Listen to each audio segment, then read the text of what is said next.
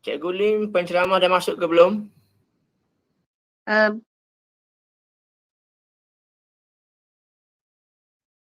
Penceramah sudah masuk Sudah masuk. Kalau dah masuk pukul 2.30 saya teruskanlah. Okey, boleh. Ada Penceramah. 4 minit. Ada 4 minit lagi dah. Okey.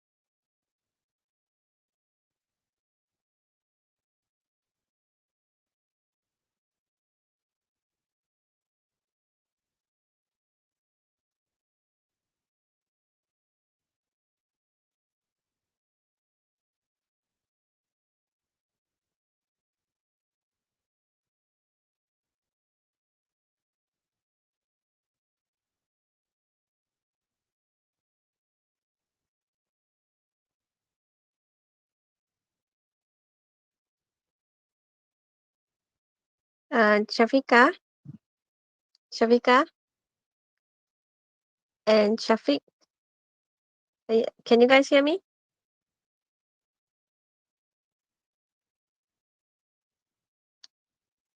Yes, we can hear you. Okay, you guys don't have to share the screen yet. You will share the screen after the opening video. Okay, sure.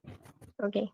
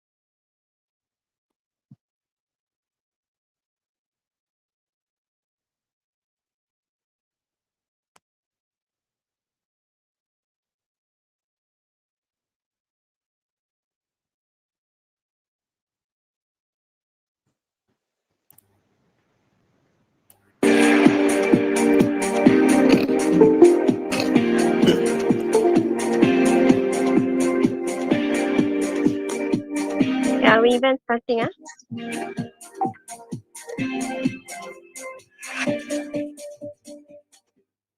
Bismillahirrahmanirrahim. Alhamdulillahi Rabbil Alamin. Wassalatu wassalamu ala ashrafil anbiya wal mursalin. Sayyidina wa maulana Muhammadin wa ala alihi wa sahbihi ajma'in. Assalamualaikum warahmatullahi wabarakatuh. Terima kasih pada semua yang sama-sama terlibat secara maya untuk camp kecemerlangan akademik MPSM Kota Baru 1 Speed Up SPM 2021. Marilah sama-sama kita menyemai nilai patriotik dengan sama-sama menyanyikan lagu Negaraku dan Selamat Sumpah.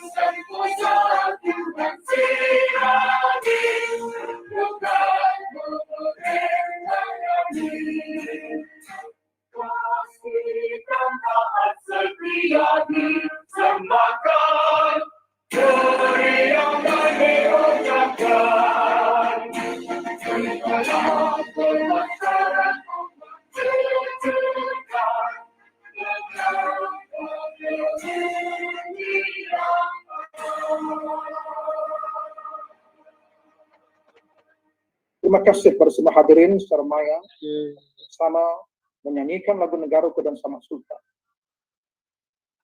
Meneruskan majelis kita pada petang ini, majelis dengan penuh taksim menjemput dan persilakan yang berusaha Tuan Haji Hashim bin Muhammad, Pengetua SMK Kota Baru, untuk memimpin hadirin berdoa. Dipersilakan. Bismillahirrahmanirrahim. Alhamdulillahi Rabbil Alamin. Wassalatu wassalamu sayyidina Muhammadin wa ala alihi wa sahbihi ajma'in. Allahumma ighfir lana dhunubana wa la ikhwanana allazina sabaquna bil imana wa la taj'al fi qulubina ghillan lil ladzina amanu rabbana innaka ra'ufur rahim. Ya Allah, ya Rahman, ya Rahim. Sesungguhnya kami berhimpun dalam majlis ini bagi melahirkan rasa kesyukuran di atas kurnia-Mu yang tidak ternilai. Jadikanlah kami hamba-hamba-Mu yang sentiasa bersyukur dan di atas nikmat yang melimpah ruah kepada kami. Ya Fattahu ya Alim, sesungguhnya Engkau Maha mengetahui bahawa kami di sini ingin menimba ilmu yang sangat luas bagi mengembangkan potensi kami sebagai hamba-Mu yang Engkau radai. Ya Allah, lapangkanlah dada anak-anak didikku dan mudahkanlah mereka segala tugasannya, serta lepaskanlah simpulan daripada lidahnya agar mereka memahami perkataan guru-guru mereka. Sinarilah hati-hati kami dengan cahaya dan hidayah-Mu. Semoga dengannya kami mudah menerima dan menghayati serta mengamalkannya.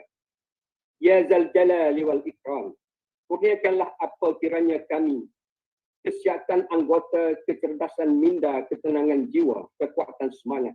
Semoga dengannya kami mampu mendapat cabaran berdaya saing dan mampu mengangkat martabat diri, keluarga, organisasi, masyarakat dan negara kami. Rabbana atina fid dunya hasanah wa fil akhirati hasanah wa qina adzaban nar. Wa sallallahu ala sayyidina Muhammadin wa ala alihi wa sahbihi wa sallam. Walhamdulillahi rabbil alamin. Amin ya rabbal. Hadirin sekalian, meneruskan agenda majlis. Kita semua merasa bangga pada hari ini kerana bersama-sama dengan kita ialah yang berusaha Encik Muhammad Hassani bin Hashim, Timbalan Pengarah Pendidikan Sektor Pembelajaran Jabatan Pendidikan Negeri Kelantan. Hadirin sekalian, majlis dengan penuh takzim menjemput persilakan yang berusaha Encik Muhammad Hassani bin Hashim, Timbalan Pengarah Pendidikan Jabatan Pendidikan Negeri Kelantan Sektor Pembelajaran untuk menyampaikan secangkir bicara. Dipersilakan, Pak.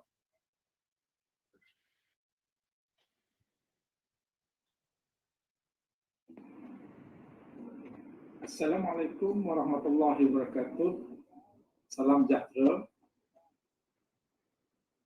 Ucapkan kepada anak-anak pelajar SPM tahun 2021 dari sekolah-sekolah daerah Kota Baru. Selamat bersua melalui suamaya ini. Saya Cikgu Hassani Hashim, Timbalan Pengarah Pendidikan Sektor Pembelajaran Jabatan Pendidikan Negeri Kelantan. Apa khabar anak-anak? Bersempena dengan program kecemerlangan speed up anjuran MPSM Kota Baru 1 dengan kerjasama sekolah-sekolah di daerah Kota Baru.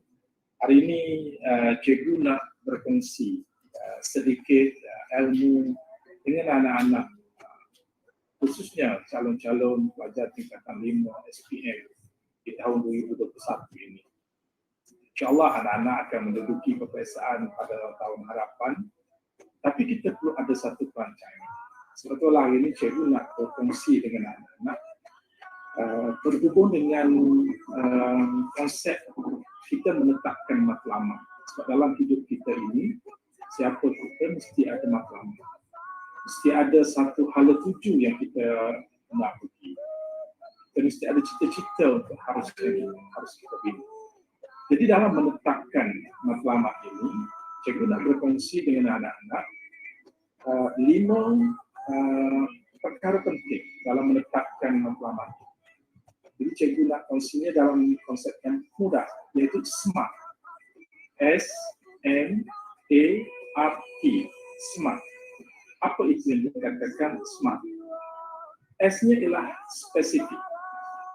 Dalam kita menetapkan matlamat ini, anak-anak mesti ada satu matlamat yang khusus, yang jelas, dan matlamat itu mesti tersusun. Barulah kita akan mudah untuk mencapai matlamat mereka. Jadi dalam SPM ini, anak-anak sekarang perlu ada satu matlamat yang jelas. Apa dia mencapai untuk SPM ini? Okay. Berapa A? Kelulusannya macam mana? Itu yang dikatakan spesifik. Jadi kena tulis. Matlamat itu nak jelas, kita kena tulis. Okay. Dan kita boleh kongsikan matlamat itu dengan individu-individu yang menyokong kita, yang boleh memberi dorongan dan motivasi dengan kita. Mungkin dengan ibu bapa kita, dengan rakan-rakan kita, dan juga dengan guru-guru kita. Okay. Kemudian yang kedua, matlamat ini, kita adalah M, iaitu measurable. Matlamat ini mesti boleh diukur. Kita tak boleh letak satu matlamat yang tidak ada pengukurannya, okay, yang bersifat fata morgana. Okay. Jadi matlamat yang anak-anak tetapkan ini dalam SPM mesti boleh diukur. Contohnya dalam aspek pengukuran dalam SPM, dia ada kelulusan. Jadi kalau tak lulus SPM, apakah kaya pengukurnya? Dari 2 mata pelajaran yang kita boleh ukur, iaitu kelulusan kita, pencapaian lulus kita dalam bahasa Melayu dan sejarah. Jadi kita mesti lulus bahasa Melayu dan sejarah. Secara tak langsung kita akan mendapat kelulusan itu untuk SPM, layak sijil SPM. Manakala kita mesti ada kait pengukuran untuk cemerlang berapa A yang kita nak. Okay. Jadi sekurang-kurangnya mungkin atas individu. Dan insyaAllah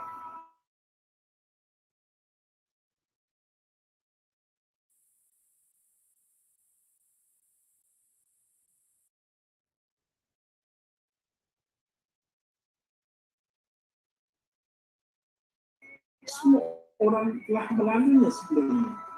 Pada tahun 2020 yang lalu,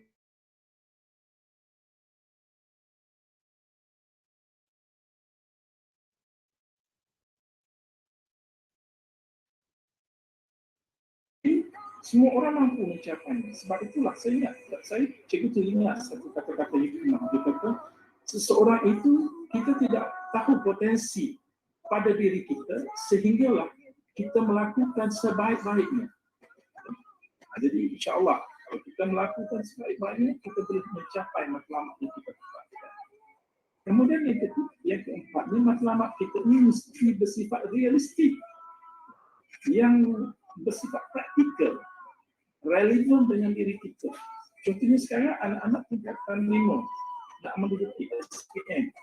Kalau ada pelajar yang menetapkan matlamat dia nak capai 5 prinsipal, itu tidak realistik kerana 5 prinsipal itu dalam SPM.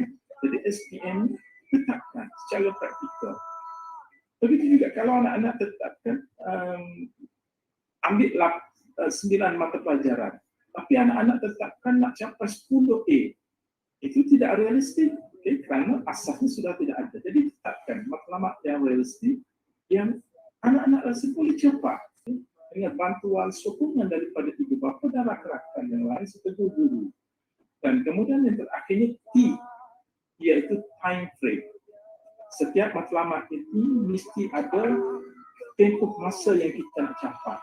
Macam juga SPM, Kementerian Pendidikan Malaysia telah menetapkan SPM tahun 2021 ini akan mula diambil, menduduki adalah pada tahun 2022, iaitu bulan Mac. Jadi sudah ada satu time frame yang disediakan oleh Kementerian Pendidikan. Jadi anak-anak perlu merangka, menyusun strategi, kaedah, pendekatan bagaimana untuk mencapai matlamat itu pada masa yang telah ditetapkan. Jadi inilah yang cikgu nak kongsi pada hari ini. Jadi selamat belajar, teruskan fokus kepada SPM walaupun dalam situasi mencapai ini, dan insya-Allah cikgu doakan anak-anak semua akan mencapai kejayaan dalam SPM 2021. Selamat berjaya, yakin anda boleh. Terima kasih.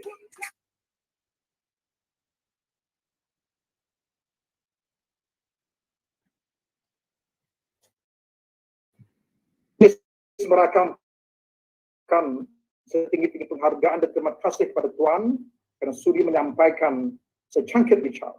Seterusnya, majlis dengan penuh taksim menjemput persilakan yang berusia Tuan Penceramah untuk meneruskan selap mata pelajaran pada petang ini. Dengan penuh takzim dipersilakan.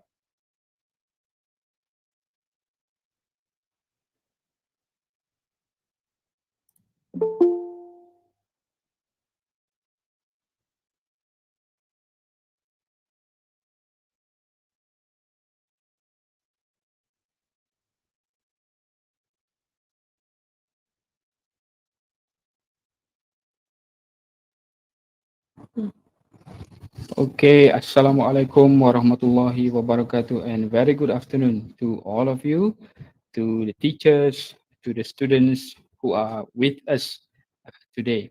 So my name is Mr. Muhammad Syafiq bin Rosdi from SMK Padang Pak Ahmad, and this is teacher Syafiqah Amira binti Saleh, and she's a master teacher from SM Science Pasir Putih. All right, so today we are going to be with you for a session on writing and also speaking. All right, so we are very proud to be with you today and very honored as well to have been invited by the MPSM KB1 to share with you. Okay, so for this session, we are going to use or to mix the language between English and also Bahasa Melayu, BM, to make sure that everyone, semua boleh faham, to make sure everyone understand. Okay, so without wasting any more time, I'll start by inviting teacher Syafiqah Amira binti Saleh to kickstart the session with writing first. Okay, Bismillahirrahmanirrahim. Assalamualaikum warahmatullahi wabarakatuh, and good afternoon everyone. Okay, so honestly, we are very honored that we have been invited for this session. Okay, so our aim is to help you understand on ways and techniques to score better scores, better marks for writing and also speaking. So if you have any questions, okay, you can simply write them in the chat box so that we can answer the questions. Okay, so janganlah malu, because this is going to be the chance for you to learn and also to understand the question papers better. Okay, and also of course to really identify the techniques to gain better marks. Yeah. Okay, so first of all, and then if we go too fast or if there is a problem with the connection feel free to let us know. Kalau macam tak faham apa-apa pun, feel free to ask us to maybe repeat in bahasa we will be fine with that. Okay, sebab kita nak semua orang faham, kita tak nak ada yang habiskan masa 3 jam tapi tak dapat banyak pun. Okay, Okay, so first of all, okay, this is what you have to achieve. Okay, so as you can see on the slide, okay, these are the 6 benchmarks that Malaysian students, and not just Malaysian sebenarnya, this is used by most European countries and also other countries as well. Siapa-siapa yang ambil CFR juga. Okay, so this is the same standard lah, the same standard that all language learners from other countries are using as well. Okay, so kalau awak dapat sama belajar later, should you get to pursue your studies maybe in Cairo ke, dekat UK ke, New Zealand ke, even Korea and whatnot, you can simply tell people that, okay, I have a B2 language. Jadi semua orang pun faham, okay, dia tahu dah what is your skill, what are your capabilities and whatnot. Okay, so it's more comprehensive lah. Dia lagi well known worldwide. Okay, so for SPM learners, okay, your target is to be here. Okay, between B1 and B2. Okay, meaning to say, as you graduate with your SPM certificate, as you graduate from 5, okay, you should have mastered A1 ni, okay, A2 and also B1. Okay, so B1 ni actually we have been preparing you for B1 language level since you were in Form 3. Okay, sebab tu I'm sure that many of you are very aware that the SPM format, the latest format, are very similar to PT3. Ada a few parts je yang dia tukar kan. Okay, especially part writing sangat-sangat sama. Okay, sebabnya masa awak Form 3 pun we have been actually focusing on B1 language level. Okay, so kenapa teacher cakap pasal B1 ni? Okay, other than the fact that that is the kind of language that you should produce, especially when you write and when you speak kan. Okay, so we have this, we have a few suggestions. As you can see on your module, ada banyak lagi sebenarnya, but we are going to address only 2. Okay, because we want you to know that the kind of vocabulary, the kind of words, the kind of sentences that you write in your essay ataupun when you talk, when you speak to your friends and teachers are all of the correct level, the correct standard of English. B1 lah. Okay, sebab kita boleh target B1 minimum untuk SPM. Okay, so okay, if we want to check, okay, betul tak all this while when we write sentences, betul ke kita dah guna B1 ataupun sebenarnya tak sampai lagi B1. So how do you know that you are on the right track? Okay, so you can first use this website, English Profile. Okay, so this will be useful to check individual word. Okay, individual. Okay, contohnya macam teacher cari kat sini the word search. Okay, so bila teacher cari pun akan ada a list of search results, okay, listing different words ataupun different meanings, different context that you can use the word search in. Okay, so ada banyak lah. So kalau kita guna search tu untuk maksud pertama, to find answer. Okay, contohnya I search the answer in the reference book. Okay, maksud dia untuk find answer je. Okay, so tu dah level B2 dah. So that is already very good. Okay, so kat sini lah, this is how you can improve your knowledge of vocabulary. Okay, tak adalah kita bilang perkataan yang sama again and again. So kalau lah let's say kita cari perkataan tu and then kita tengok warna dia kuning ataupun warna biru je, maksudnya level yang rendah kan. Okay, so kita tahulah that we have to change the vocabulary to something that is better. Okay, so sangat-sangat bagus lah. Okay, there's another one that is even more useful sebab we can find the levels of different words for longer sentences. Okay, so ada perkataan, tadi perkataan kan, okay, single word, right? Okay, but this time kalau kita dah tulis one whole essay, for instance, your teacher asked you to write an email ke, an essay ke, and then you nak check terus banyak-banyak sebab kalau cari satu-satu leceh, right? Okay, so you can simply copy and paste the paragraph or the sentences and then paste it in the search box. Lepas tu tekan CFR. Okay, and then you will be able to see all your sentences tu. Okay, sorted according to color. Sama macam tadi, but this time untuk longer sentences and also longer paragraphs. Okay, so this is how you can check if the words that you have written tu semuanya yang rendah-rendah aja level dia ataupun they are already of B1 level. Okay, so nanti lepas ni when we get to writing assessment, that why is it important that you know perkataan ni kena tukar tak, perkataan ni okay, bagus dah, so we can simpan this one. Okay, or we have to change a lot more sebabnya semua perkataan kita yang biasa-biasa je. So markah akan bergantung juga dengan your choice of words. Okay, so that is why you should use these two applications, these two websites to check your language proficiency in terms of writing lah. Okay. Okay, so today we are going to only focus on paper 2 and paper 3. Paper 2, writing. Okay, so we will talk about all three parts. Okay, and then we will also talk about your speaking. Okay, so dua-dua ni adalah productive skills, which means you have to produce the language. Macam nak ke tak nak ke, you have to produce the language so that we can assess you and give you marks. Okay. So kalau you have issues with producing, kalau biasa writing tu you are fine with it sebab tak payah cakap, tak payah nak talk to somebody, facing somebody and whatnot. Many students are actually having difficulties with this one, the speaking.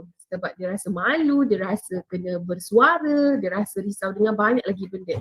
Whereby for writing they are just worried about their grammar and ideas saja. But hopefully by the end of this session today, we can address those issues. Okay, so kalau korang ada some issues, some problems that you are facing when you write or when you speak English, you can simply write them in the chat and then we can discuss together lah hari ni. Okay.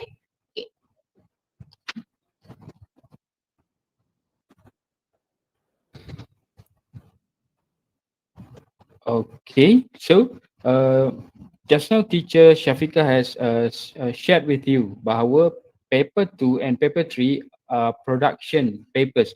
Maksudnya papers that you will have to produce the language. For paper 2 you have to write, for paper 3 you have to speak, and that's why we have decided to guide you sort of, or to help you with these two papers, because we think by improving in this writing and also speaking papers, you will be able to improve your overall SPM marks for English subject. Maksudnya, if you know the techniques, if you know the tricks, how to do, what to do, apa yang perlu buat in writing and speaking to score it adequately or more or better, kalau boleh score lagi tinggi, lagi bagus, right? For your paper writing and paper speaking ni, you will be able to not only pass with credit but also get possibly B or maybe an A minus for your SPM English paper. Okay, so there is the possibility. You shouldn't worry about that too much. All right, and if you look at the weightage in the slide, if you look at the weightage, we have included the weightage that for each paper, part 1, paper 1, paper 2, paper 3, and paper 4, the weightage are the same. Every single paper is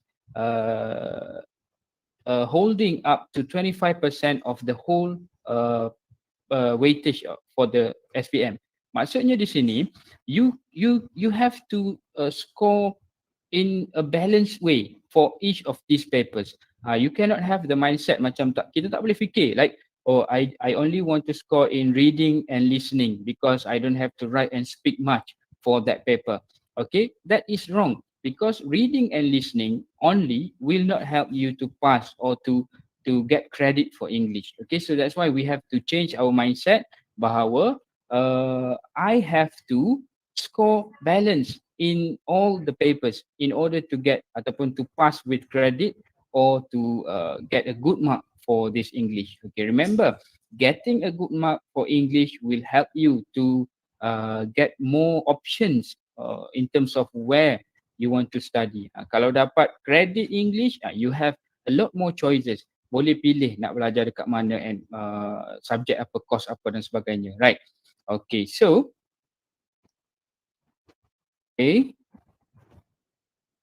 All right, so let's go straight to the writing paper. Okay, writing paper, as seen in the previous slide, is going to be it's going to be 1 hour and 30 minutes long.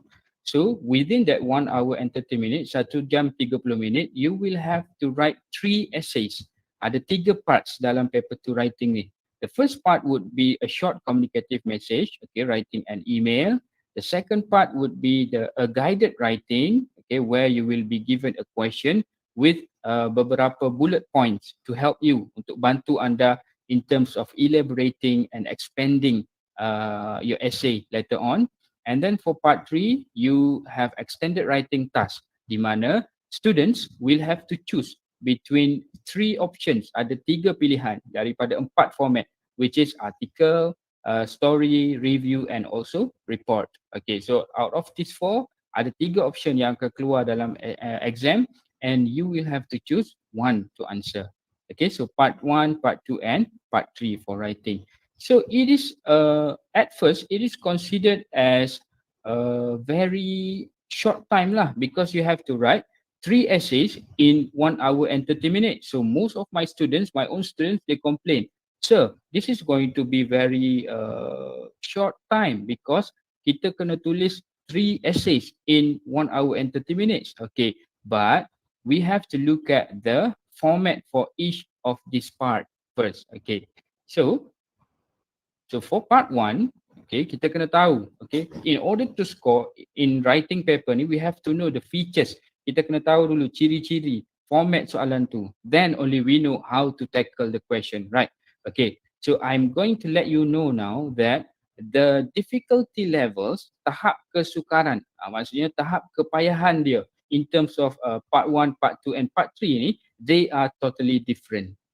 So now we have a chance at finishing ataupun writing all 3 essays in the 1 hour and 30 minutes time. Boleh sebenarnya, kita boleh tulis. Okay, so like I said, the difficulty level, tahap kesukaran dia berbeza. For part 1, the question is designed according to A2 level of difficulty based on the CAFR. Maksudnya di sini, for part 1 in this writing paper ni, part 1 bahagian 1 is the easiest part in the whole writing paper, because soalan dia direka berdasarkan A2 level difficulty according to CFR, and as teacher showed you earlier, A2 level ni berada di primary school, so the language of the question would be very straightforward, so it's going to be very easy for you to understand the question, because soalan dia akan berkaitan topik-topik yang very familiar to you guys, to students' life. It will be very related. Maksudnya you, by looking at the question, you would be able to right away think of the points, macam mana nak elaborate, because the topic would be very familiar. Awak akan rasa boleh jawab ni, very easy. Okay, and then you have to write a short communicative message. Okay, for those who still tak tahu, for part 1 ni we are talking about email. You have to write a response to an email. Maksudnya you will be given an email kononnya from your friend, and then you will have to write a response in 80 words, very short.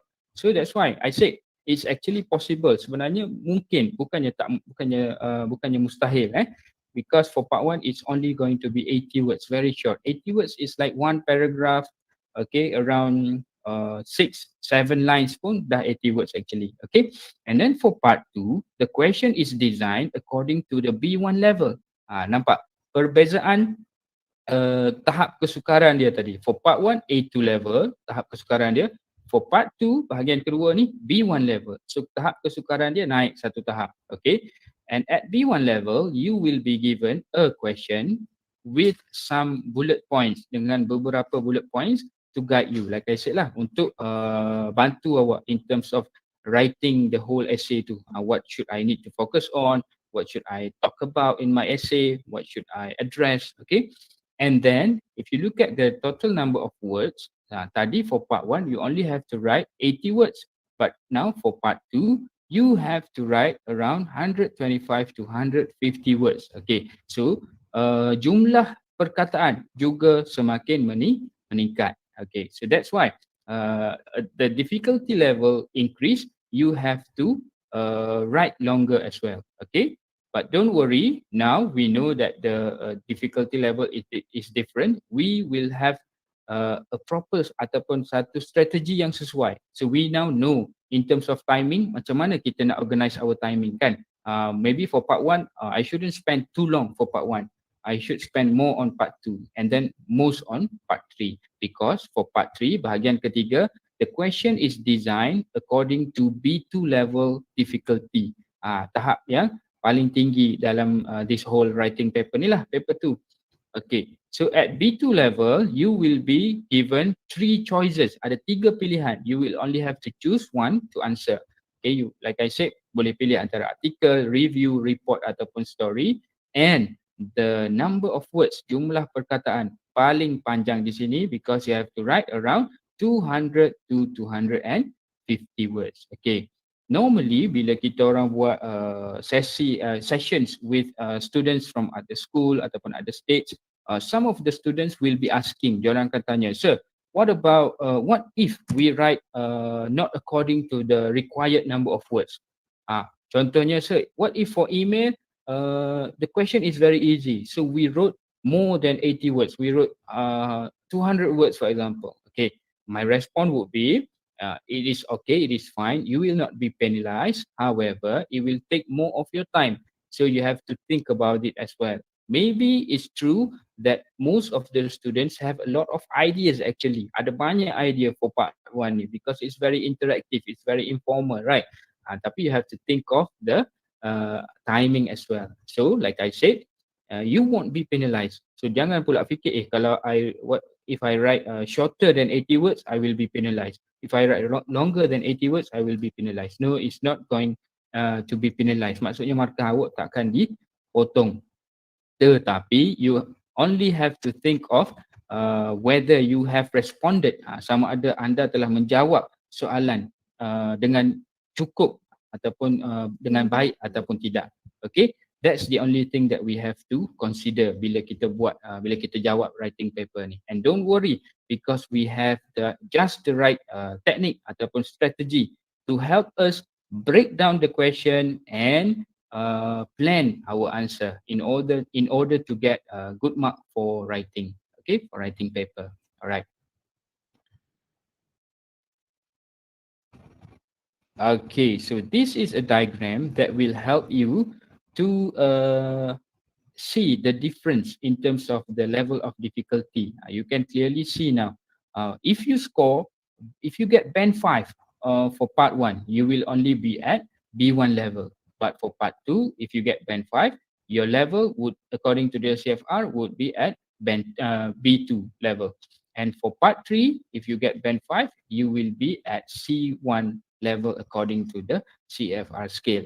So now we know, tahap kesukaran dia berbeza, I should plan my answer, and then for part 1, I should get the best mark because it's the easiest. For part 2, I should try do my best and get, if possible, most of the marks. And for part 3, maybe it's good enough if I can get probably 13 or 15 out of 20.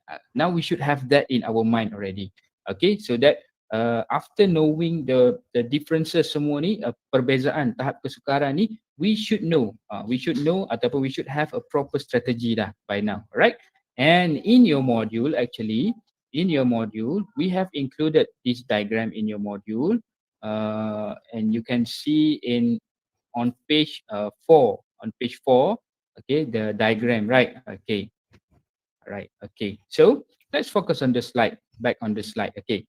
Now we know, after knowing that the level of difficulty is different between part 1, part 2 and part 3, we now know ataupun we now have some strategy ataupun a technique in answering paper 2 ni, writing paper ni. Okay, but we also need to know what is being assessed. Maksudnya apa yang examiner akan mark ataupun akan tanda in our essays. Okay, there are 4 aspects, and I'm sure most of you already know about this. Mesti teacher ataupun sir anda semua dah share dengan anda bahawa there are 4 aspects of marking writing. Okay, the first one would be the content. Okay, content Maksudnya isi kandungan awak lah. And then there are 3 aspects under linguistic competence. Okay, the first one is the communicative achievement. Number 2, organization. Yes, Faiz? Any question? You can just ask, Faiz, ataupun anyone else. If you have any question, you can just ask. You can type ataupun you can just stop me. Sir, I have a question. It's okay, it's fine. We are very friendly. Okay, look at our smiles. All right. And then after organization, we also have language. Okay, so if you look at this, I'm sure most of ataupun teachers in our Google Meet today would agree that this is more this is a simpler breakdown of markings in terms of if we compare this new SPM CFR align with the old SPM format, right? Because now we can see clearly which one to mark, which one to assess our students on. But for students, once you understand the breakdown of this marking criteria or marking aspect ni, you would also know which aspect ataupun which criteria you need to improve on. For example, if you write, kalau awak tulis satu essay and then you submit your essay, you hand in your essay to your teacher, teacher pun mark, and then teacher tulis content 5, communicative achievement 2 only, organization 2, language 3. So now you know, oh, I have no problem in addressing the content. Maksudnya, I am able now to address the content. I only need to improve in terms of my communicative achievement and organization and language. So it's more straightforward right now. It's clear right now. That's why we think by improving in writing and speaking paper, it will help you a lot in terms of improving your overall mark for English. Okay, so bila kita tahu dekat mana nak kriteria mana kita nak improve on, for example CA, organization and language tu, we can go and ask our teacher, we can text our teacher ataupun go face to face kan, meet our teacher and ask our teacher, I think I need to improve in terms of CA, O and L. Can you help me? And then teacher maybe boleh devise a program for you, like what should you do to improve CA? And then after you master CA, what should you do in terms of improving O, right? So that's why it is not impossible actually to score very good mark for writing, okay? Having said that, biasanya lah, some students, they are very worried about their grammar, or ada yang akan very worried about their ideas. Teacher, tak boleh lah nak tulis a story, a creative story, nak come up with really good points and whatnot.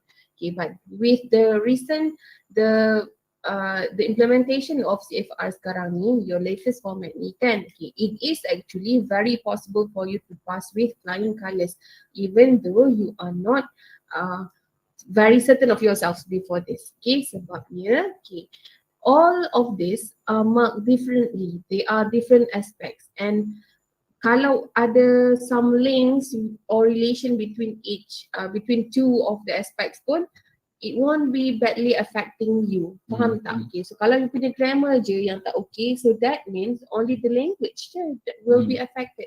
But then your organization, how you organize, how you link your ideas and whatnot, will still be able to give you a really good mark here. Okay, so jangan ada dah the idea that kalau grammar teruk, mesti markah essay teruk, mesti markah essay susah nak score and whatnot.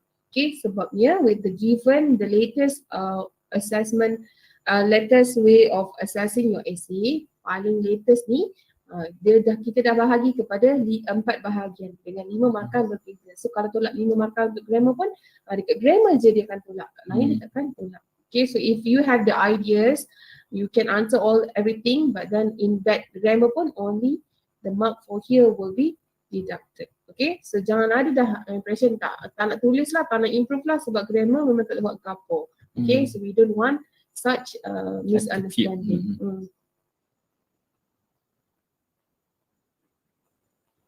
Alright, okay, so total would be, okay, content 5 mark, CA, communicative achievement, also 5 mark, O 5 mark, language 5 mark, total would be 20. Okay, so 20 for each part. So the total marks for writing paper would be 60 marks. Okay, alright, so let's see the breakdown now.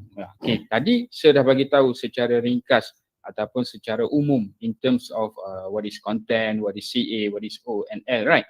And then how is it going to be marked? Okay, so let's look at the breakdown now. Okay, kita nak faham lebih detail. Okay, so content is the assessment of your task fulfillment. Okay, whether or not your points are relevant to the task. Maksudnya, once the examiner got your script, your essay, the examiner will look first, will identify the points first. Okay, whether or not your points is responding to the task required or not. Maksudnya dia akan check adakah pelajar ni, calon ini menjawab soalan ke tak. Isi yang dia tulis berkaitan dengan task yang diminta ataupun tidak. Okay, so that is under content. So that's why we really believe it's going to be very easy to get 5 marks for content as long as you are able to break down. Maksudnya kalau awak boleh pecahkan the question into some task requirements, you should be able to get full mark 5 marks for content. It's very easy. Okay, we are going to share with you later on.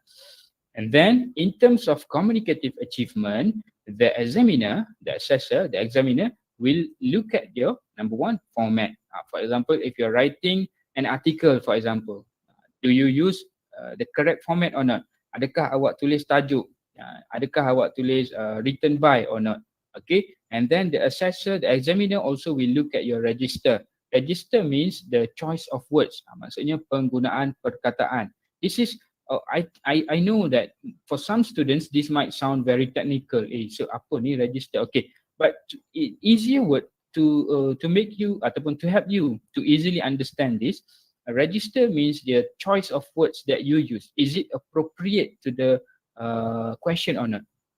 Contohnya, if you are writing an email, what kind of words that you are supposed to use in order to make your email sounds better. Maksudnya bila examiner baca, this really sounds like an email. It is informal because you are writing it to your friend, okay? And that falls under the tone as well. Okay, so writing an email would require you to use a friendly tone. And this is very easy for all of us, right? Because we are very used to texting, WhatsApp our friend in the friendly language, okay? But of course, we shouldn't include our SMS words like, for example, OMG, FYI, BRB, for example, okay? Because that's not going to be allowed lah. But we can actually use some short form, some contractions like, for example, I can't, I don't, for example, okay? And then under CA also, the examiner will look at your idea, whether you are able to write your idea, to convey the idea in simple or straightforward or complex way. And then last but not least, under CA, the examiner will decide whether your essay was able to sustain the reader's interest or not. So these are all under communicative achievement. Okay, why do we need to understand this, sir? Because by knowing all of these criteria and all of these 4 aspects, you will know how to write ataupun how to improve your essay. Okay, maybe before this we just write, right? Now we know what is being assessed in our essay. Bila kita dah tahu apa yang akan dicek dalam essay kita ni, we should be able to write better now. Okay, and then the third criteria is organization. Okay, under organization is very straightforward actually. It's number 1 in terms of paragraphing. So kita boleh right away, kita boleh ada satu idea in our mind. Kita boleh ada satu idea dalam minda kita bahawa if I write a short essay, for example email, I don't have to write it in many paragraphs because it's very short and it's very informal. Maybe 1 or 2 paragraph or maybe 3 paragraphs maximum for email would be enough kan. Mungkin cukup 3 paragraph for email ataupun 1 paragraph would be fine as well.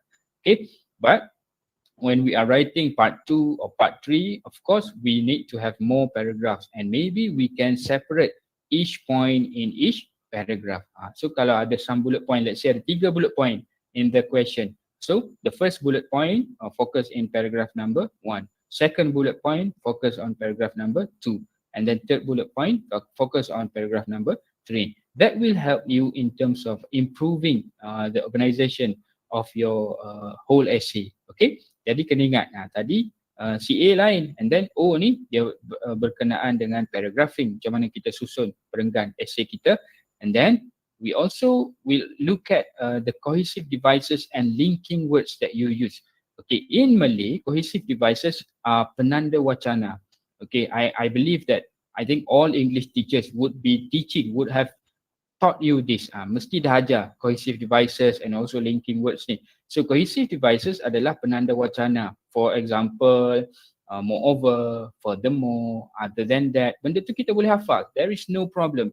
And I'm going to help you to identify some of the useful ones. Okay, kita boleh kenal pasti yang mana yang kita boleh selalu guna dalam essay kita. So we don't really have to memorize every single cohesive devices. Sebab kalau nak memorize semua, there are more than hundreds of cohesive devices. Okay, cuma kita boleh hafal beberapa yang sesuai digunakan dalam essay kita lah. And then we have linking words. Okay, linking words are the simpler version of cohesive devices. Kata hubung, for example, like sequence connector, the sequential ones, so like firstly, secondly, after that, next, okay? And then you have the conjunction, the fanboys, alright? And then we have the pronoun reference. Okay, pronoun reference ni adalah penggunaan this, that, him, her, for example. Yang ni merujuk kepada cara macam mana kita avoid, kita elakkan diri kita from repeating the noun over and over again. So that's under organization as well. Contohnya, if you're writing a story about Ahmad, for example, okay, some students, my own students, they tend to repeat Ahmad. First paragraph, 3 kali ada Ahmad dalam perenggan pertama. Second paragraph, ada 3 kali lagi Ahmad. So that's not going to be good. Sedangkan dia boleh tukar Ahmad tu, tukar ganti dengan he contohnya. Kalau refer dekat hujung ayat, boleh jadi him contohnya. Okay, so that should be taken into consideration as well. Okay, we need to prepare for that one as well. All right, and last one, and the next one is substitution. Okay, substitution is how you replace the noun as again lah, I think, and it's very similar to pronoun reference. Okay, cumanya it's more in terms of a general substitution of words. Okay, kita akan tengok a few sample after this. And also the relative pronouns. Okay, how are you able to use good relative pronouns or not in your essay? Contohnya, my friend Ahmad who lives near my house. For example, ayat tu simple saja. I have a friend Ahmad who lives near my house. Ataupun my classmate Ali who lives who sits behind me. Contohnya, is a good friend. Contoh. Okay. That all under organization. Okay, and the last aspect, the last assessment criteria would be the language. Okay, this will consist 3 aspects. Okay, number 1 is your grammar. Okay, grammar means are you able to use good grammar or not? Okay, don't get us wrong. Jangan fikir bila saya kata okay grammar, awak pun stress lah, susah lah grammar. No, we are not talking about the complex grammar here. For example, if you write an email, were you able to use a good present tense or not? Contohnya ayat awak tu, is it everything is in present tense or not? So if you are writing a story, did you write in past tense or not? Okay, past tense very easy kan? You have to identify whether or not your verb ada ed kat belakang. Okay, all those kind of things. Okay, and then in terms of spelling, okay, spelling is quite problematic for my students, okay, because they are used to listening the words, but when they spell it wrongly. Okay, but we still have time to improve our spelling. We can improve by reading a lot. We can improve by using our smartphones to type and look at the meanings, right? Ataupun use the websites that teacher Shafika shared with you earlier just now, the vocab kitchen, the all the dictionary too. Okay, and then when talking about vocabulary also, under language, it is good if you can vary ataupun have variety. Maksudnya tambahkan lagi the number of vocabularies, the number of words that you know, so that you will be able to avoid yourself from repeating the same words in your essay. Maksudnya awak tak akan guna the same verb, for example, ataupun the same adjective in your essay. Part 1 dah guna ayat ni, dah guna word ni. Part 2 guna lagi. No, you will be able to have variety of words in your essay. Okay, and then we also include here less common lexis. Less common lexis here merujuk kepada perkataan-perkataan yang kita guna in writing only. Maksudnya yang kita tak guna dalam speaking, dalam our daily spoken language. Contohnya when we talk about our friend, contoh nak tanya dia join ke tak Google Meet last night, mesti kita tanya, did you join Google Meet last night? Ataupun did you join a Google Meet session with Mr. Shafiq last night. Kita akan tanya, kita akan guna ayat join. Okay. But when writing, maybe kita tak guna join. Kita tanya, did you participate in last night session? Ataupun were you present in last night session, for example. Okay. So those kind of less common lexis. Jangan salah faham, less common lexis ni bukannya perkataan bombastik ke apa. It's just simple words tapi yang kita tak guna dalam our daily spoken conversation. So it's appropriately used in our essay. So you will get more marks for language. And last but not least, under language also, the examiner will look at your sentence structures in terms of simple, compound and complex.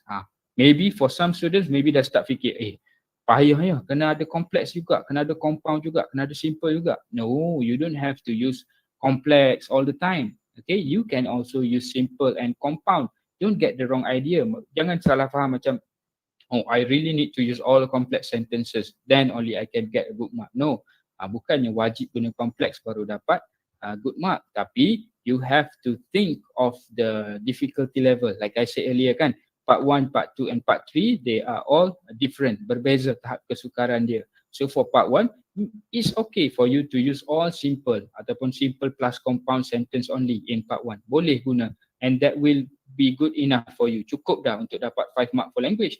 Tapi for part 2, maybe you need to include a bit of maybe 1 or 2 complex sentence in part 2 to get 5 marks for language. Ataupun kalau tak guna langsung, it's okay. Maybe you can still get 3 or 4 marks kalau tak guna langsung complex. Maybe kalau ada simple and compound je, maybe your language would be in band 3 or band 4 in terms of language.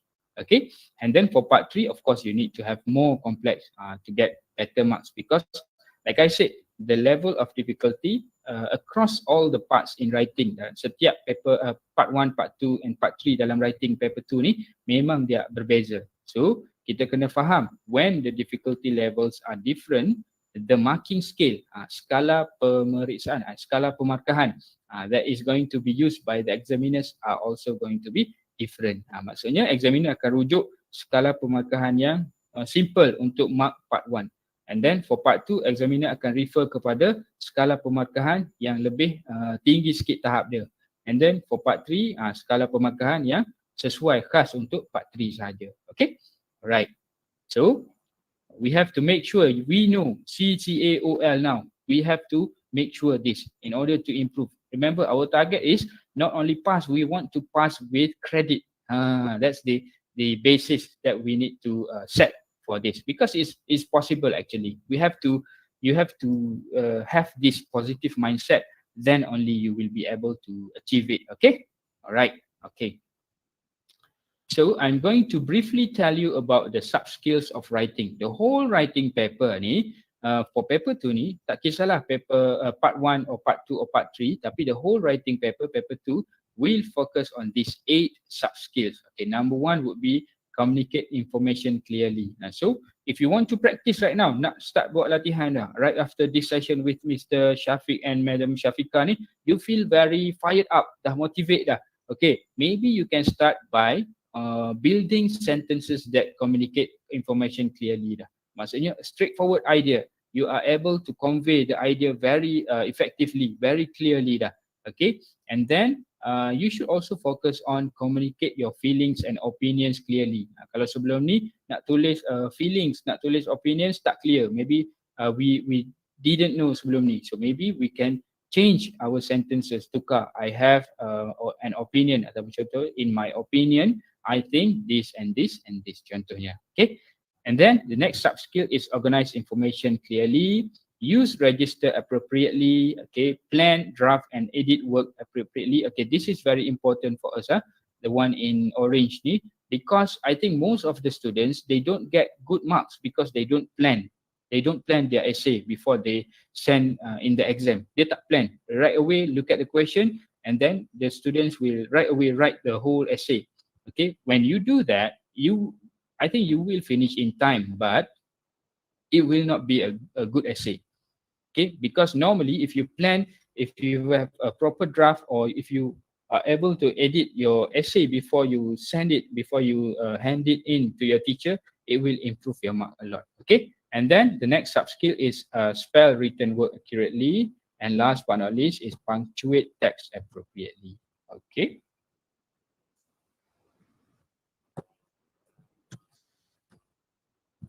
Okay.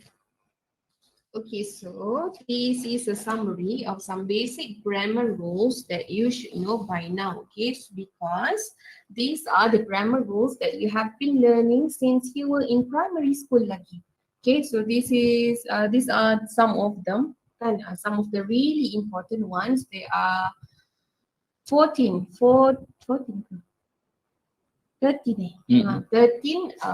hexagons, kan? Okay. The 13 hexagons, you have that also on your module page 6. Page 6, okay? With the koala and the seal. Okay, so you just have to go through them and just make sure that you know all of the rules. Okay, so you can self-check lah.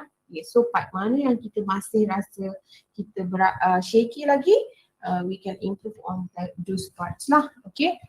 So we will not be touching everything lah today because we won't have the time to do so. Okay, but this will be good to self-check your grammar knowledge. Okay, some really basic but very important ones because grammar is embedded in every single sentence that we write. Kan, okay, so sangat-sangat penting lah awak tahu setiap ni. Okay. Okay, and then, okay, another one, I'm sure that Sir has mentioned about the complexity of your sentence structures. Okay, tidaklah bermaksud that every single sentence that you write tu mestilah complex sentence, okay? Tapi, we want you to be able to vary, pelbagaikan, okay? So, you have to mix them up a bit. Okay, bukan macam rojak lah. We need, you know, some of the really good ones, some veggies, some this and that, kan? Okay, barulah essay kita akan jadi very impressive, especially for part 2 dengan part 3. Okay, part 1 yang email tu, it is a simple one, kan? Okay, a simple one. Therefore, maybe some simple sentences and compound sentences will actually do. Okay, some students dia tak suka ni simple sentence, compound sentence ni sebab dia kata tak faham macam mana nak tulis sebenarnya. Because this is the common notes that you get, kan? Okay, biasanya kalau korang buka ke, korang cari ke internet ke, cikgu pun biasanya kita akan guna these rules, these formulas, ada independent clause lah, ayat tergantung lah, ayat lengkap lah, right? Okay, but little do you know sebenarnya it is very easy to write compound sentence, complex sentence, and even compound complex sentences. Okay, so you can just look at the highlighted words.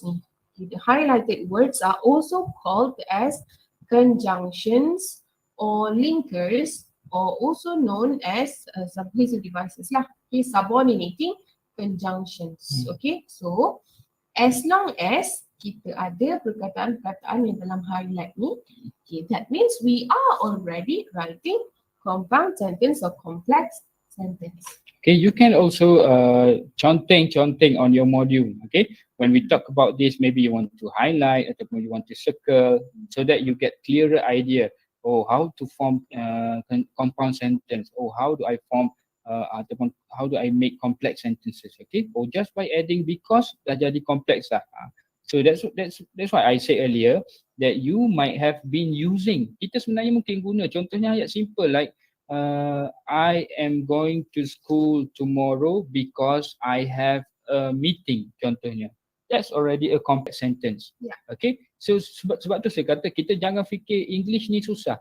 Kita jangan fikir it's going to be very hard for me, very difficult for me to form complex sentences. Oh my God, kenapalah Sir Syafiq dengan teacher Ika kata kena buat complex sentence. Okay, don't get the wrong idea, right? Okay, you can conteng in your module. Okay. Or if you prefer to have a colorful note, then you can simply take a screenshot je. Lagi senang. Okay, tapi of course lah, we won't deny that if you use your hands and do it the manual way, that helps you to understand things better. Okay, but wait, okay, we have another one that we want to share with you, an easier way on how to write compound and complex sentences. Okay, so macam tadi teacher kata ada words yang highlighted ni, right? Okay, so these are called the conjunctions, the linkers, the subordinating conjunctions and whatnot. As long as ada je dalam ayat kita, Dan kita guna perkataan-perkataan tu to link two ideas, dua idea berbeza, kita link dengan guna perkataan-perkataan ni.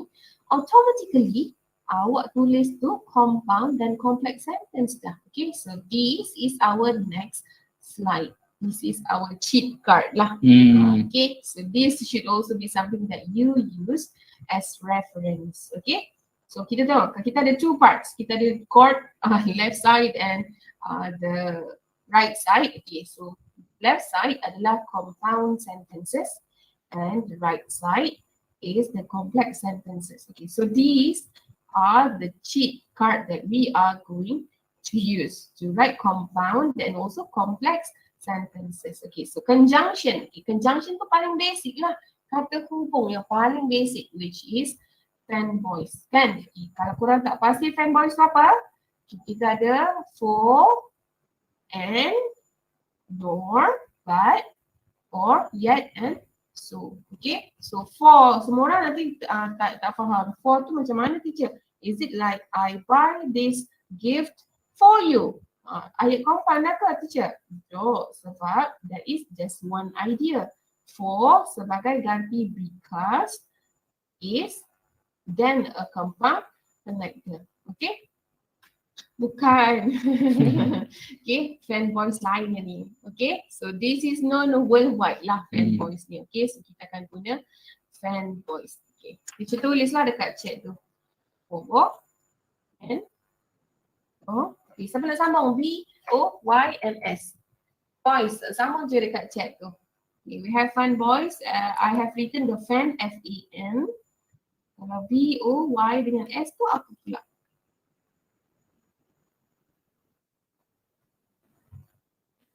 Ada tak nak share?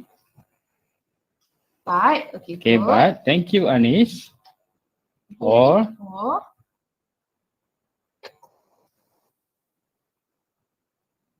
yet and so. Very good. Okay, good. Okay, very good, very good. Yet and so, okay. And then kita ada semicolon. Semicolon ni much simpler. It's just a symbol. It's a punctuation mark, tapi kita boleh guna semicolon to connect two ideas. Okay, biasanya kita ganti perkataan macam for ataupun because ataupun so lah, kita ganti dengan semicolon. Okay, so when you read some stories ataupun some articles, maybe you have encountered, maybe you have seen the punctuation ni. Dan korang pun macam, peliknya kenapa tiba-tiba ada simbol tu. Tapi ayat tu berkaitan, the ideas are linked. Okay, so that is another way of writing compound sentences. Okay? Okay, so senang je. Ingat, kalau ada je ayat kita ada salah satu daripada yang awak punya kawan-kawan tulis tu, for and no, or but, or yet and so tu, automatically compound sentence dah. So that means kita akan dapat dua markah. Markah untuk organisation dapat dah. Markah untuk language, untuk sentence structure pun kita dapat juga. Okay, so kena ingat ni daripada sekarang. Kalau awak jarang guna, awak kena guna lah lepas ni. Okay, so setiap kali nak tulis essay, make sure that you have this as reference. Always refer to it. Okay, and then lama-lama kita jadi biasa lah. Tak adalah dalam exam kita nak refer lagi. Okay, okay, and then for complex sentence pula. Complex sentence. Okay, we have subordinating conjunctions and also relative pronoun. Okay, okay, so mudah je. Look at the sentences, look at the words after, although, as, because, before, how, if, once, since, then, that, though, till, until, when, where, whether, and while. And then relative pronoun pun, the WH questions. Okay, that, which, who, whom, whose, where, and when. Senang sangat sebabnya these are very, very familiar and very, very common in sentences and stories.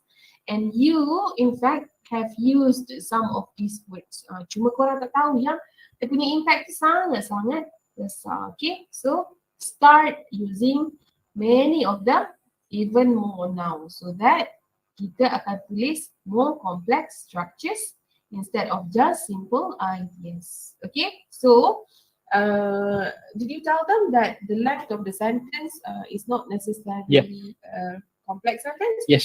Okay, so samalah macam saya cakap tadi, Tak semestinya ayat awak tu kena panjang berjela, then only it is long, it is complex sentence. Okay, a complex sentence can be very very short as well. Okay, so as long as ada, so korang hafal ni je lah.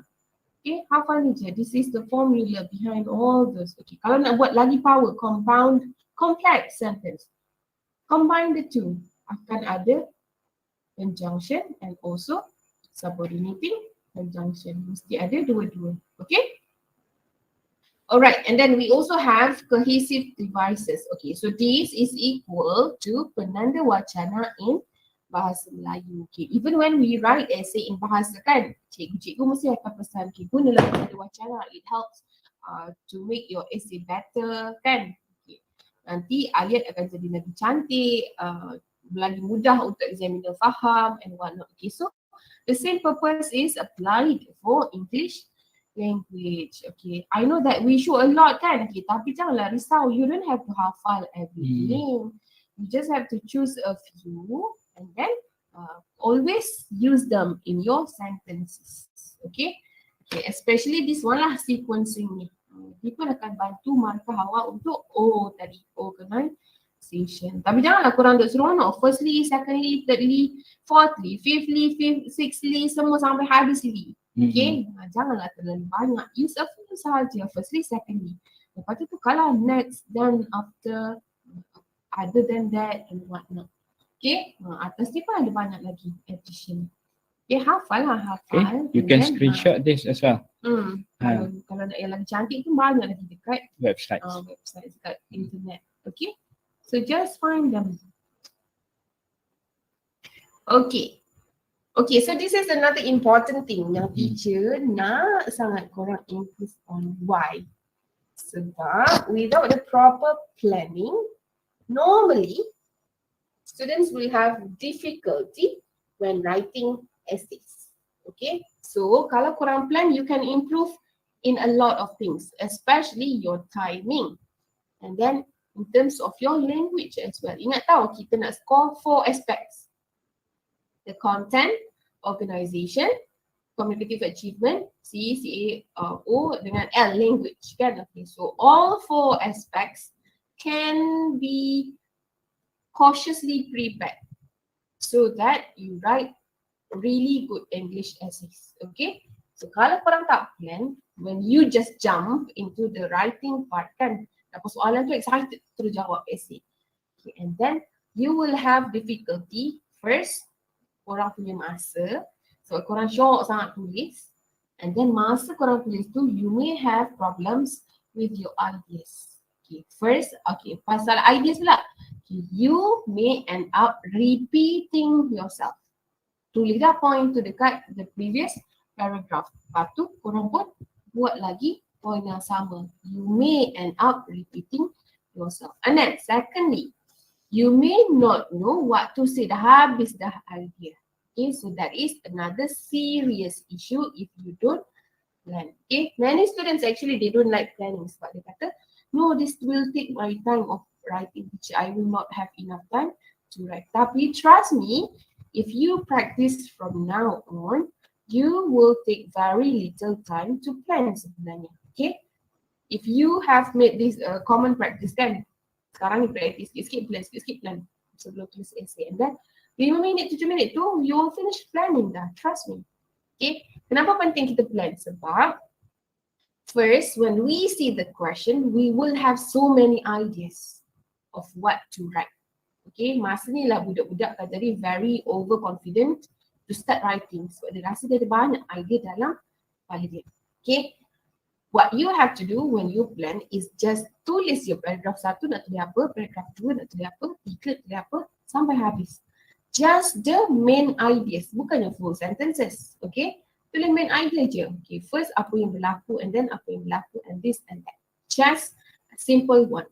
Okay, so kalau kita plan kan, when you write later, tadi kita dah plan 5 minutes. Okay, and then we begin writing kan. When you write, you no longer have to do the thinking process. Faham tak? Tak adalah nanti nak fikir nganga. Nak apa panggil nak cakap apa, jatuh longkang ke, jatuh basikal ke, jatuh motor ke, Lepas tu nak apa siapa yang ada kat sini, you will stop writing, think pula idea, tulis pula, and then you will stop lagi sebab nak sambung paragraf seterusnya, nak fikir pula nak tulis idea apa.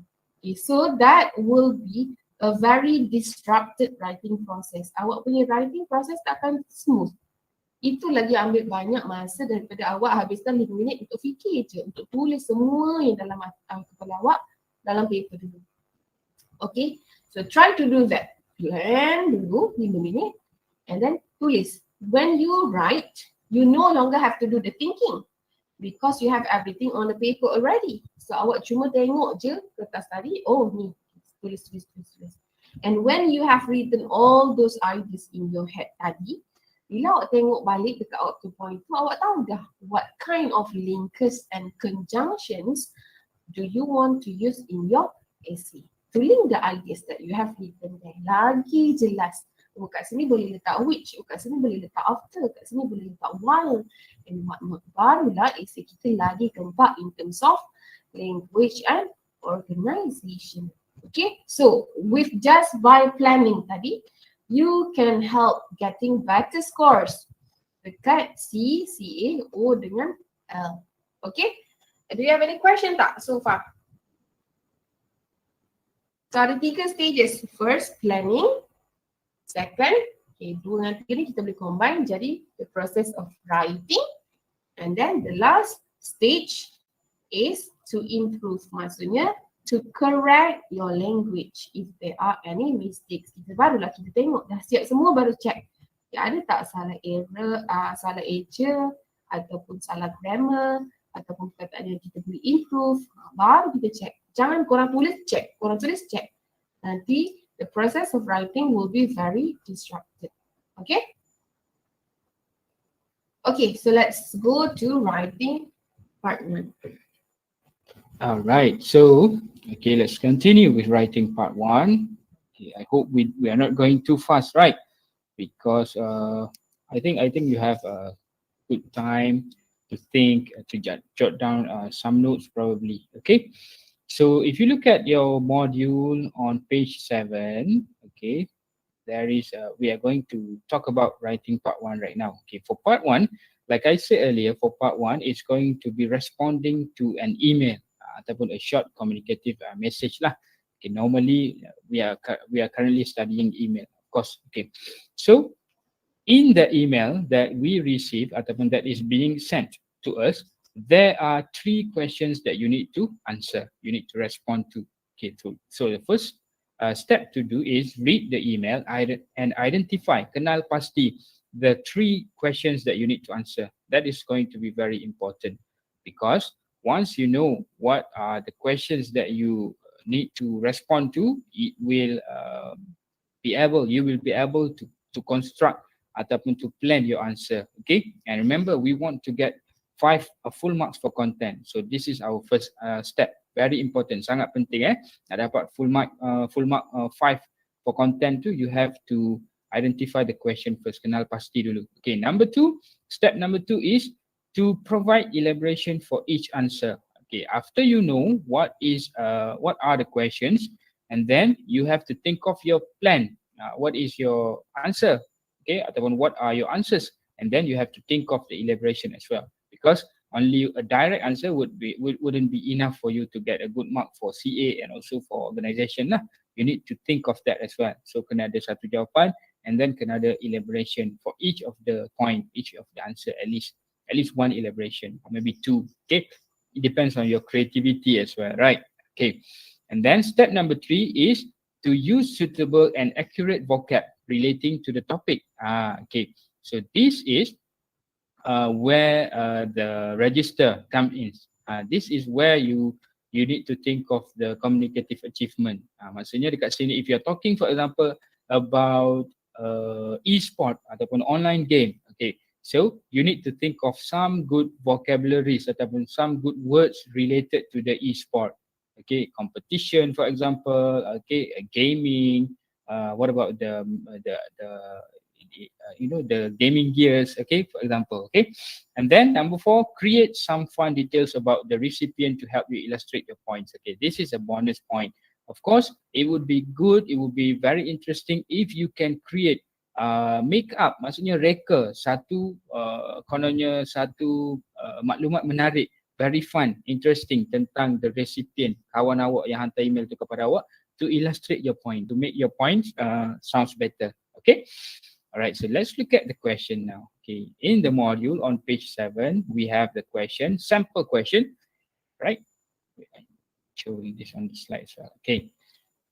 You receive an email from your friend, Adam, who is asking for your suggestion. Okay, so Adam is sending this email. Has sent this email to us. Okay. Hi, Hawa. I'm thinking of taking up a new hobby. Do you have any suggestion?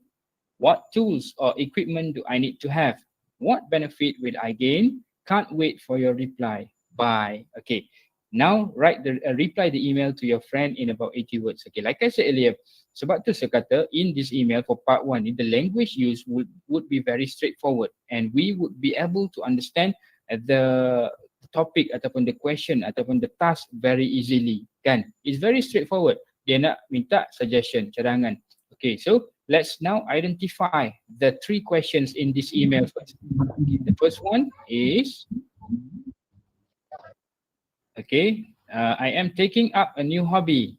Okay, so the first question is, do you have any suggestion? Dia nak suggestion of hobby. And then second question that we need to respond to is tools or equipment do I need to have? Maksudnya dia nak tools or equipment. So what is the meaning of tools and equipment? Barang-barang ataupun peralatan, alat-alat untuk hobi tersebut lah. Okay.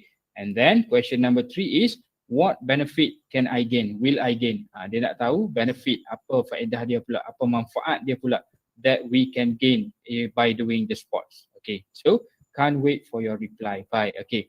So now we are, Teacher Shafiqah and I, actually we are promoting this unboxing method because we want to ensure students get a full mark for content. That's the first priority, because it's going to be a waste if you don't get the full mark for content. Okay, so bila kita break down, kita boleh buat in your apa ni exercise ataupun when you are doing your homework, awak boleh break down, buat kotak macam ni in this kind of form lah, buat dalam bentuk 4 boxes macam ni. Okay, so question number 1 tadi apa dah? Suggestion of hobby. Okay, question number 2, tools or equipment do I need to have? Okay, and then question number 3 that we need to respond is benefit that I will gain from the hobby. All right, so let's do this together. You can share your idea in this in-call messages. Share your idea about the suggestion first. The hobby first. Okay, what do we want to suggest to Adam? Okay, anyone? Maybe you have some suggestions. You can unmute and you can talk. It's okay. You can also type your idea, your suggestion. All right, come. Anis Batrisha say gardening. Okay, Nur Anis Elisa exercising. Okay, Tuan Nur Anis picnic. Okay, all right.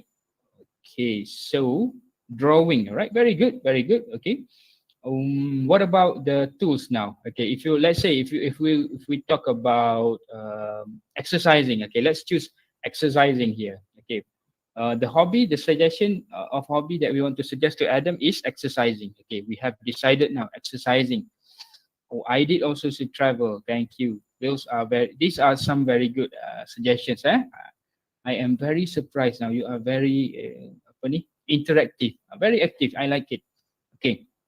So now we have decided to go with exercising. Okay, so the first bullet is answered already. We have answered exercising. Okay, now let's think about tools and equipment now. Maybe we can suggest 1 or 2 tools or equipments that this person, Adam, needs to find or to buy in order to exercise, for example. Tapi exercise is too general, right? It's not straightforward. Okay. Jogging. No, let's take Khairun Awanis ni, hiking. And ni Ahmad Alif. Okay, hiking. What's wrong with gardening? Okay, teacher said gardening. Teacher wants gardening. But okay, let's go with gardening. You're being biased. Okay, let's go with gardening. Okay, let's say kita ambil gardening kan. Okay, girls, let's go with gardening. Okay. Okay, so kalau gardening, macam mana places ni? Okay, kalau gardening, right. Sekejap. Can we like add something? No. Okay. Kita imagine kita imagine. Okay, kalau kita buat gardening kat sini, kita direct answer would be gardening. Okay, so fun details, perhaps we can say that our friend there, Adam, likes flowers, are into some flowers, or he loves some activities involving nature. Kan kita boleh kata Adam tu nature lover. Elaboration pula, maybe the parents, maybe Adam's mother, we can assume, kita boleh buat kan, Adam's mother has a big flower garden, for instance, ataupun has many flowers, or kita boleh assume that Adam's mother will love it if Adam is into flowers, kan? Because ladies love flowers. Okay. And then the second question would be, okay, what tools or equipment? Okay, the direct answer would be, apa tools kita perlu untuk gardening? Okay, paling basic would be the soil, the seed, right? Okay. Dia dapat jogging. Okay, and then we can also need, we also need some rake, kan? Apa sebenarnya apa? Rake ataupun hoe kalau besar lagi, HOE tu, the cangkul, not the other hoe. Okay. Okay, and we also can find some spade for pots planting, kan? Okay, so ada banyak lah kita boleh letak kat situ. Okay, tapi boleh reflect tak balik dengan what we have mentioned, that you need to give us the good vocabulary, the not daily one lah, not the common ones. Okay, tapi vocabulary that are very specific according to the topic given. So kalau kita cakap gardening, takkanlah kita kata tools to perkataan yang tak sesuai, like apa yang very basic ones, like watering. Watering pun dah specific kan, okay, perkataan watering. So when you do that, shovel, thank you Faris, very good, shovel. Okay, we can use shovel. So perkataan macam ni yang korang come up with ni, the shovel, the hoe, the seeds, the pots, the watering can. Okay, these are the words that are going to contribute to some good points lah for your for vocabulary kan. Okay, for O lah, A for L, language. Okay. So let's look at, okay, because we can't chonting this one. Okay, let's look at this one. Okay, let's have the boys do it. Okay, so we've done this before with some other group of students. Okay, so this particular student actually suggested play badminton. So bila dia buat this box, okay, suggestion of hobby, dia bagi play badminton. Okay, fun details, this is planning only. So that's why if you look at the sentences, it's not complete. Ianya tak ditulis dalam ayat yang lengkap. So because this is only planning, we just need to write some short sentence, some short ideas only, right? Okay, so play badminton. Fun details, dia relate dekat Adam, dia kata Adam is an active person. Okay, and then elaboration dia kata play twice a week at a local court. Okay, and then for question number 2, tools or equipment, okay, dia bagi suggestion racket, shuttlecock and shoes. And then fun details there, because these are very important, so you need to buy from ataupun recommended brands. Fun details there. And then elaboration, dia bagi example of the recommended brands, or leaning. Okay. And then question number 3, benefit, faedah tadi ataupun manfaat tadi, right? Okay, direct answer here for benefit is number 1, improve health. Alright, fun details there, shed some kilos. Okay, so maybe dia kata the Adam ni, the person is maybe a bit plump ataupun a bit on the overweight side, mungkin maksudnya berisi sikit, so dia kononnya macam nak pelly ataupun nak ngusik sebab dia sign dia ni, kawan dia, so dia kata maybe you want to shed some kilos, right? And then elaboration, look better in no time. Okay, so bila lengkap dia buat unboxing method ni, dia isi semua kotak-kotak dalam boxes ni, okay, then only he wrote full essay, full email. Okay, so let's see. Right. Hi Adam, you are asking the right person. I have been wanting to invite you to play badminton with my friends. We believe it's a great hobby as we can stay active. We play twice a week at a local court. Firstly, you just need to purchase a racket and wear comfortable shoes. Don't worry, we can share the shuttlecocks since they can be quite expensive. Sure, Anis, you can see that you can look at the question after this. Okay. Or you can look at the module as well. Okay. I recommend you buy your next brand. Playing badminton helps to improve body health and shed some kilos. Furthermore, we will have so much fun playing together. I bet you are going to look forward to looking better in no time. Come and join us. Let me know what you think. How? Okay. All right. So let's look at the question once again because Anis Elisa wants to see the question. Okay. That's the question, Anis. All right. So, hi, Hawa. I'm thinking of taking up a new hobby. Do you have any suggestion? What tools and or equipment do I need to have? What benefit will I gain? Can't wait for your reply. Bye. Okay. This is the question, Anis. Okay. All right. You can screenshot. If you don't have the module, you can screenshot the question for your own practice. All right. And then, okay. Just now I have read the full email from Hawa. Okay.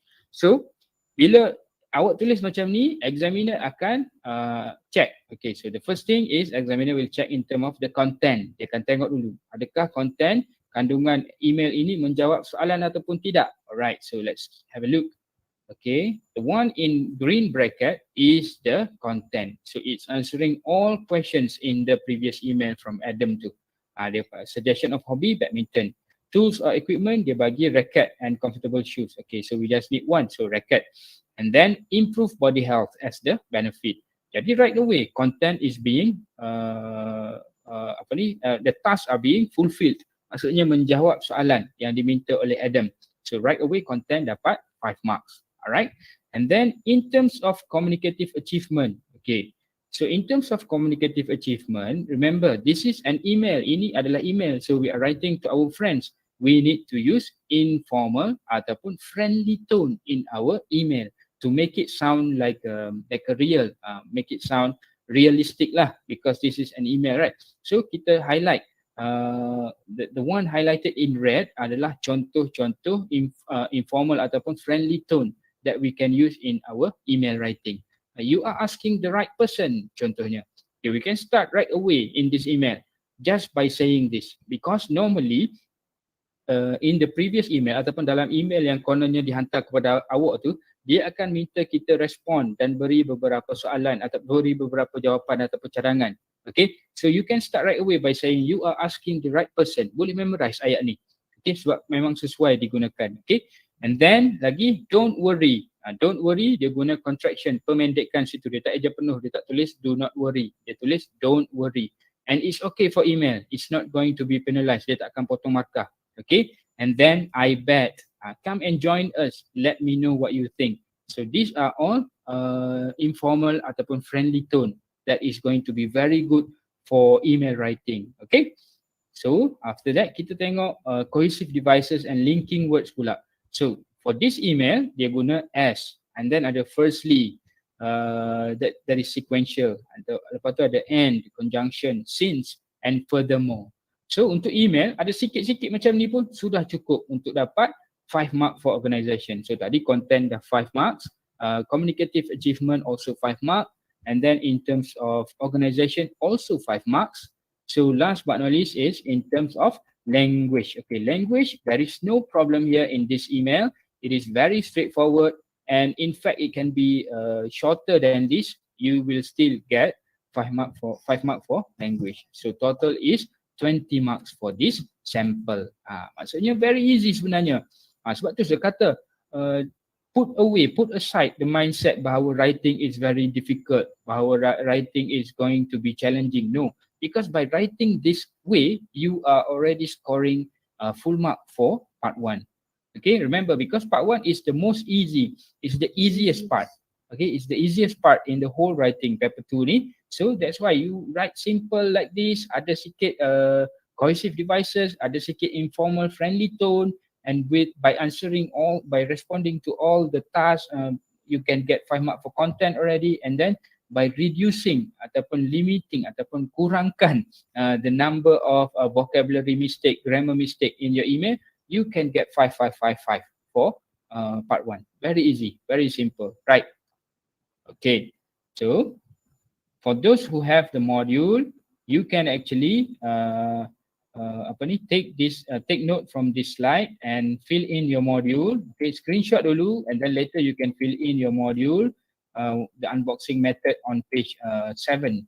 Okay, page 7, and then you can write your own email later on. Dekat bawah tu ada garis-garis tu. Okay, that's for you to write your email. Alright. And then in the module, you also have another question in the module from Marisa. Okay, Marisa sent an email to Daniel asking about sports club. Okay, that one you can do with your teacher ataupun you can do on your own first and then ask your teacher. Boleh minta teacher untuk tanda, untuk bagi markah, untuk check lah. Okay, so that one is on page 8. Okay, alright, so back to the slide. Okay, since this part 1 is an informal writing, contractions are allowed. Okay, like I said earlier, boleh guna contraction, don't, can't just now. Tapi kita tak dibenarkan untuk guna SMS word macam contohnya OMG, FYI, BRB, okay, gonna, wacha, wana semua tu. Okay, that's not going to be accepted ataupun we shouldn't use that in our email lah. Alright, and then you should include friendly expressions to score higher mark for CA, Communicative Achievement. Okay, let's brainstorm together. Okay, this is also on in your module on page 8. Okay, but let's brainstorm together. What are some friendly expressions you can use to start something, to convince your friend, to start your email, to convince your friend, and to end the email? Okay, just now dalam email tadi dia ada dah, you are asking the right person. Okay, that's the first way ataupun one of the way to start your email. Okay, what are other ways? Friendly. Okay, come, let's do it together. Let's brainstorm. You can share in this chat box. Tunjuklah soalan Anis. Tunjuklah ke Anis. Okay. What are some other ways to start an email? Yang friendly. Kita nak yang friendly.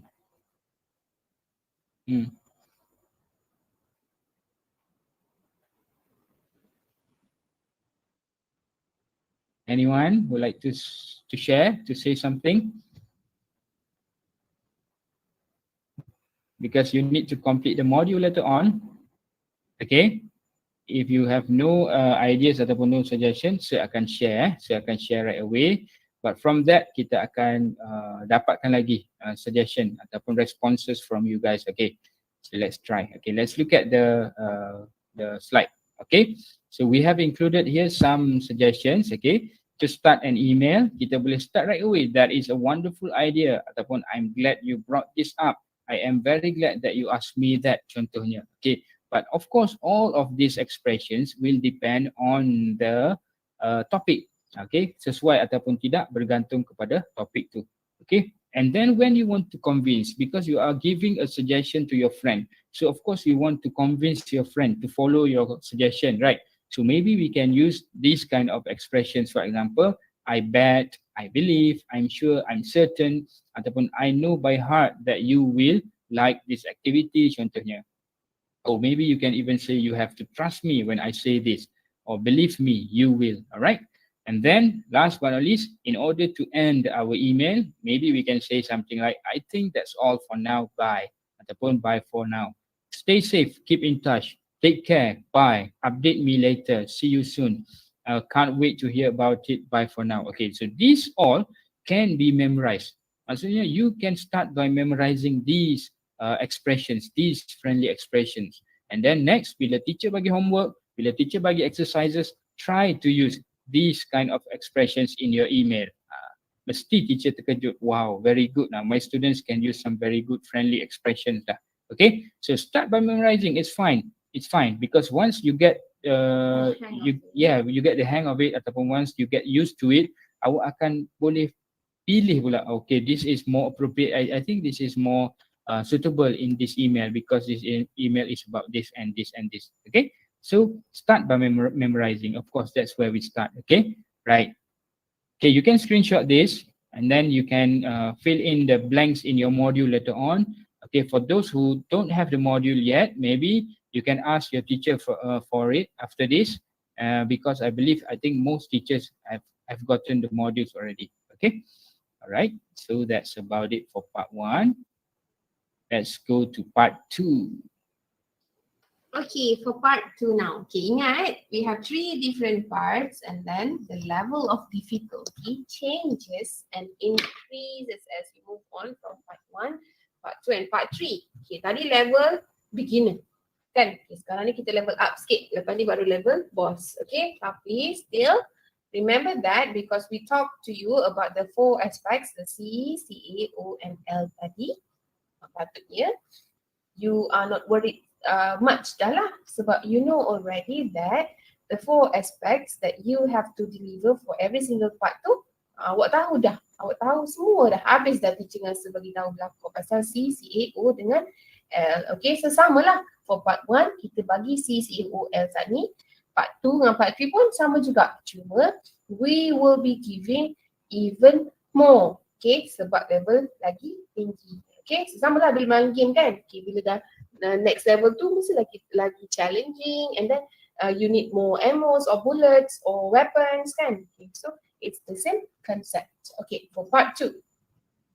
Okay, if part 1 was an email writing, a really informal message, okay, part 2 is more formal.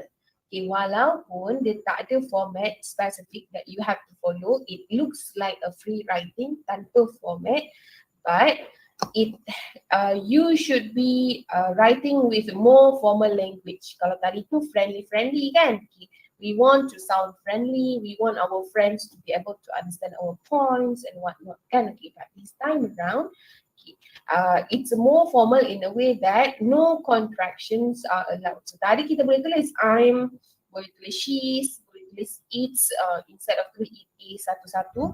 Okay, this time around kita tak boleh buat macam tu. Okay, we have to spell every single word by itself. From now on, part 2 dan part 3 kena every single word spelled individually. Okay, okay, for part 2. If you remember your speaking question, it looks quite similar to the second part. Dia akan bagi awak 3 bullets to answer. So you will be given a topic and then you will be given some guide. Okay, 3 bullet points to develop your ideas from. Okay, so let's look at this one first.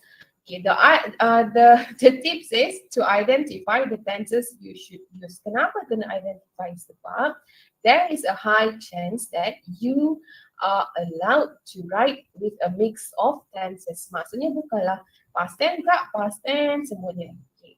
Sebabnya most likely because there are 3 bullet points, the 3 bullet points are going to ask you to write about 3 different things. Okay, tapi for sure, okay, one of the points will want you to give some opinions kan, pendapat awak or your suggestion. Bila kita bagi opinion and suggestion, of course, we will be using present tense. Okay, tapi kalau first point tu dia minta pasal your experience, for instance kan. Okay, so we have to use past tense lah for the first question. So it depends. So it is important that you look at every single bullet point properly supaya awak tak salah faham. Okay? Okay, and then identify the questions you need to address. Senang je sebab dari bullet point 1, 2, 3. Okay, but then jot down the direct answer on the paper. Kena ingat lah. Kalau tak, sebab kita nak buat planning, right? Okay, kalau kita dah plan, then we will not miss any answers. Okay, so remember to always plan. Okay, so I talked about this one. There is no format, and then it's a guided writing. So you will be given some points, other points. So janganlah susah hati tak tahu nak tulis apa. Okay, you will be informed about what to write. Okay, and then topic is familiar and relatable. The topics, even for part 3, the hardest, will always be about something that you can relate to. Okay, contohnya about favorite food, about some cultural event or a school program. Okay, so semua orang, okay, from the first class until the last class, semua orang akan tahu nak tulis apa. Bukannya akan sebab the LPM dia tak nak ada isu orang tak tahu lah, tak ada idea lah nak tulis apa, this and that. Okay, semua orang akan boleh jawab. So we will only be looking at your language sahaja. Okay, so because the topics are familiar and relatable, for instance, talking about a school program or maybe a family event. Bila family event kita boleh cakap pasal birthday, pasal wedding, pasal baby shower and whatnot kan. The problem here is that you write too much. Sebab you are too happy that you know what to write about. Okay, so again, planning is super important so that we know how to control what we write. Okay, and then remember that you will have to give reasons. Okay, for writing part 1, part 2 and part 3, it is LPM's aim, target dia nak suruh semua orang tahu nak bagi reason macam mana. So it is very important that you justify yourself. Kalau kita bagi suggestion tadi, what the first one tu, part 1, kenapa kita nak suruh badminton? Okay, sebab the so things like that. Okay? Okay, so let's look at the question. Okay, you can look at the question on page 9 of your module. Okay, writing part 2, question, page 9. Okay, the question looks like this for those who don't have a module.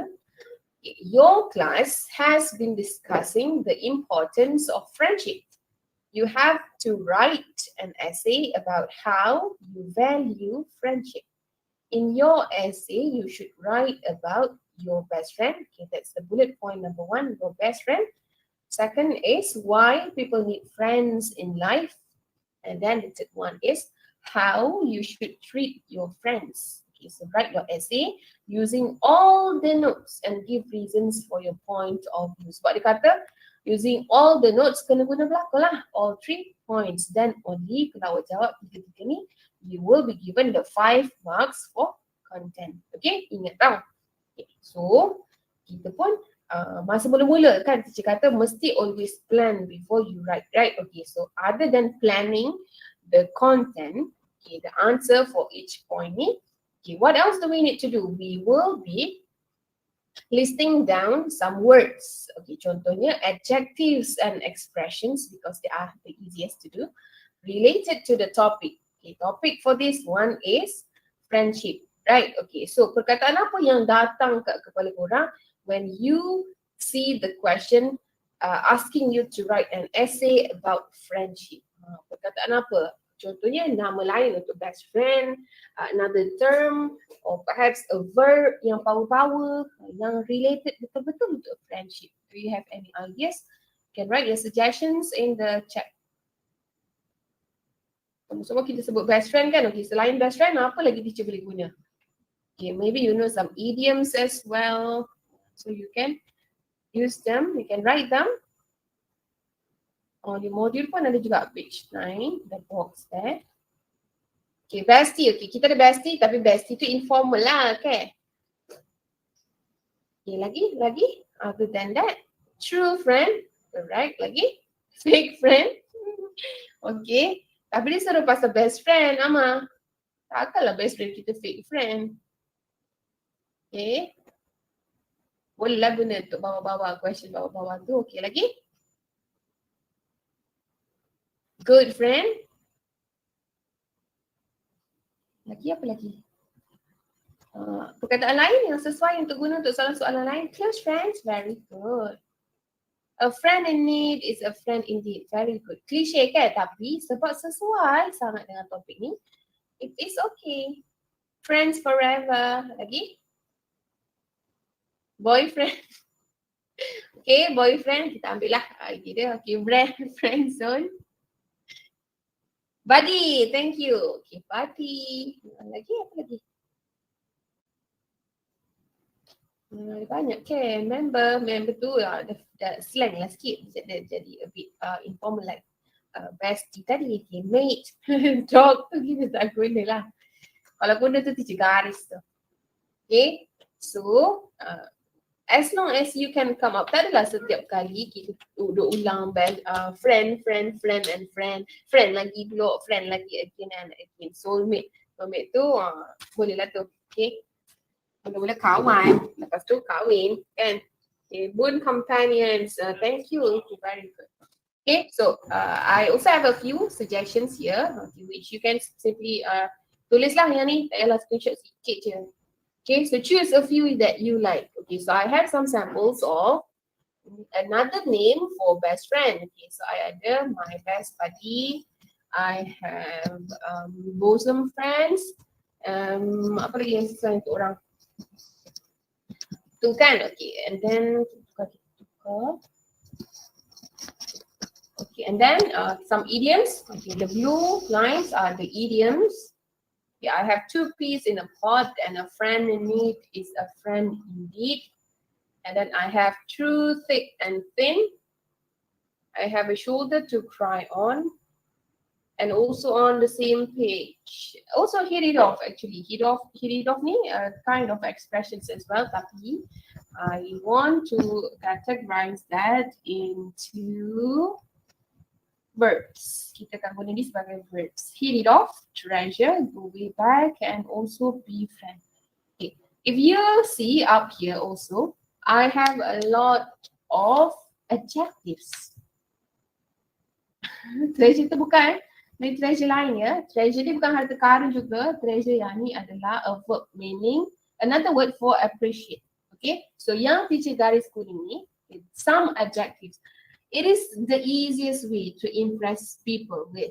Okay. So use some adjectives. Tak adalah kita asyik guna my friend is kind, my friend is good, my friend is cute. Duk ulang hak tu. Okay. So change a bit to something that is more impressive. Something yang kita biasanya tak guna in our daily conversation, but betul dah guna tu, cuma kita tak guna untuk direct ni, okay, untuk direct conversations. Okay, so contohnya reliable, kind-hearted, appreciative and whatnot.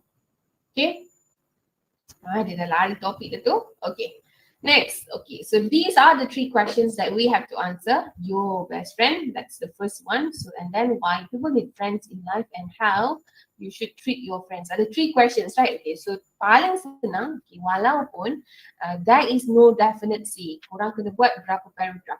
There is no such guideline. Kena buat 5 wajib, kalau lebih salah, korang salah.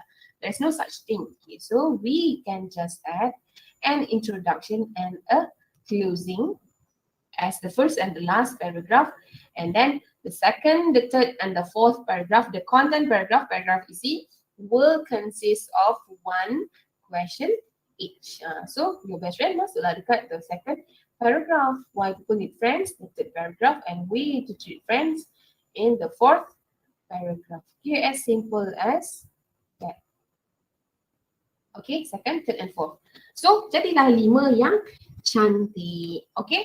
Alright, so I have some suggestions. We have to go a bit fast, but we have our speaking product. Okay, so this is my suggestion. Okay, so I decide. Okay, nampak tak teacher bagi 2 reasons here. I give 2 reasons. Actually, it is enough with just 1. Okay, tapi some students kan, okay, bila dia ada 1 point je nak cerita for 1 paragraph, they sometimes tend to be very unnecessarily elaborate. Dia tak tahu nak cakap apa dah, dia pun main goreng sampai dah lari terlajak. So that is not good. Okay, so it is better that you give 2 reasons. And 1 reason, 1 ayat, and then 1 elaboration, and then the next reason, another sentence, and another sentence for elaboration. 4 sentence, perfect, concise. Instead of awak tulis 5 sentence based on 1 point sahaja. Lepas tu dah melalut-lalut. In fact, you give examples yang unnecessary and whatnot. That is not good. That would disrupt your content and your CA mark. Okay, so it's better to give 2 reasons than just 1 reason yang panjang berjela sangat. Okay? Okay, so I have some ideas here, and as you can see, my plan quite simple. Pendek-pendek je ayat dia kan, sebab kita tak nak habiskan masa banyak kat sini. I just want to have some ideas. Okay, apa nak tulis for paragraph 2, paragraph 3, paragraph 4 and whatnot. So that bila teacher start tulis essay, teacher tak adalah duk mikir, I stop and I think, I stop and I think again and again. Okay? Okay, so this is a sample of essay based on the plan tadi. Okay, so you can just take a screenshot of this.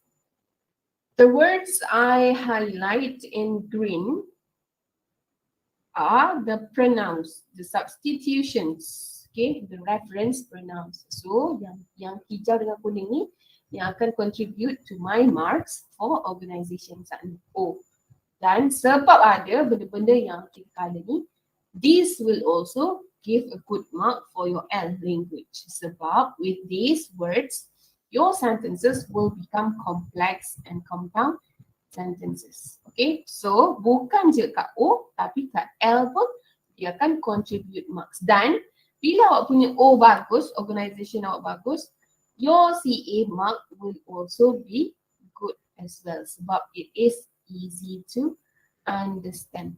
Okay, so penting sangat you know how to link your ideas with these link words. Okay, so my point to show you this is quite long for part 2 sebab you are supposed to write 125 to 150 only. Okay, tapi teacher tulis kat sini 300. Okay, so kalau korang memang cikgu korang kata okay tak apa tulis panjang pun tak apa sebab awak punya language sangat bagus, tu tak apa, tapi jangan korang yang syok sendiri awak kena tulis panjang ni and this and that.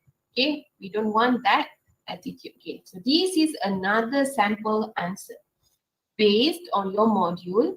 There's another in your module 2 ada second question on page 10. Okay, so this would be the sample answer for that question and the length of the essay is just 170 words. Maksudnya just enough. Tidak terlalu panjang macam tadi. Yet, the long one tadi and this short one both deserve full mark, 20 out of 20. So I want to tell you here that it's not whether you write a long essay atau pendek. Okay, it's the matter of the quality of your essay, bukannya the quantity of your words. Okay, so jangan duk stress tengok orang lain tulis panjang, korang pun tulis panjang juga. Okay, bukan semestinya siapa tulis panjang maka akan tinggi. Okay, so change that understanding. Okay, for part 3. Alright, for part 3, okay, when it comes to part 3 in this writing paper 2, the first step to do is of course to choose well. Okay, because you have 3 choices, ada 3 pilihan. So you have to really choose well, decide on the question that you want to answer really well. Maksudnya di sini, you have to think and consider the points that you have for each of the question first. Masa nak pilih tu, kena tengok, bukan sahaja tengok, oh topik ni macam interesting, so let's write this one. No, you have to think of the point first. Okay, kita kena tengok, okay, boleh hurai macam ni, boleh hurai macam ni, and then I can talk about this as well. Okay, let's choose this part. Okay, then only you start with your planning. Okay, because masa planning tu, when you develop your ideas, write the ideas in chunks ataupun in some bullet form lah, not in the full sentences. Okay, why is it important to plan for part 3? Because normally masa planning for part 3 ni, you will realize that you have limited ideas ataupun not enough ideas. So maybe it's still a good idea untuk tukar buat soalan lain.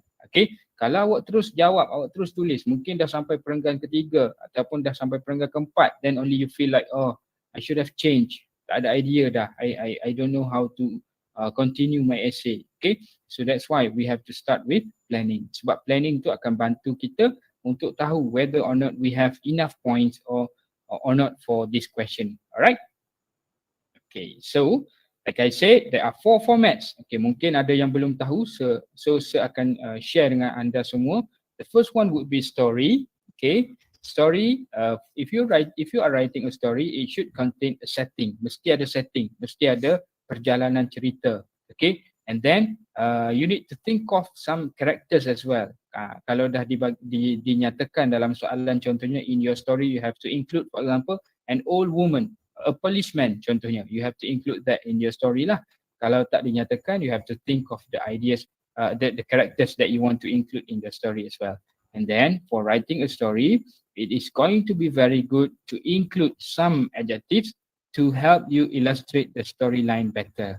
Okay, and then other than story, we also have review. Review ni menjadi pilihan ramai student, especially my own students, because they feel that review is a good question to write about, to write on. Okay, because kat review you have to write an apa ni dalam bahasa Melayu dia sebut apa? Ulasan. Okay, satu ulasan. Review is ulasan in Malay. So you have to write some review about maybe books, a movie for example, or a place, okay, depending on the question.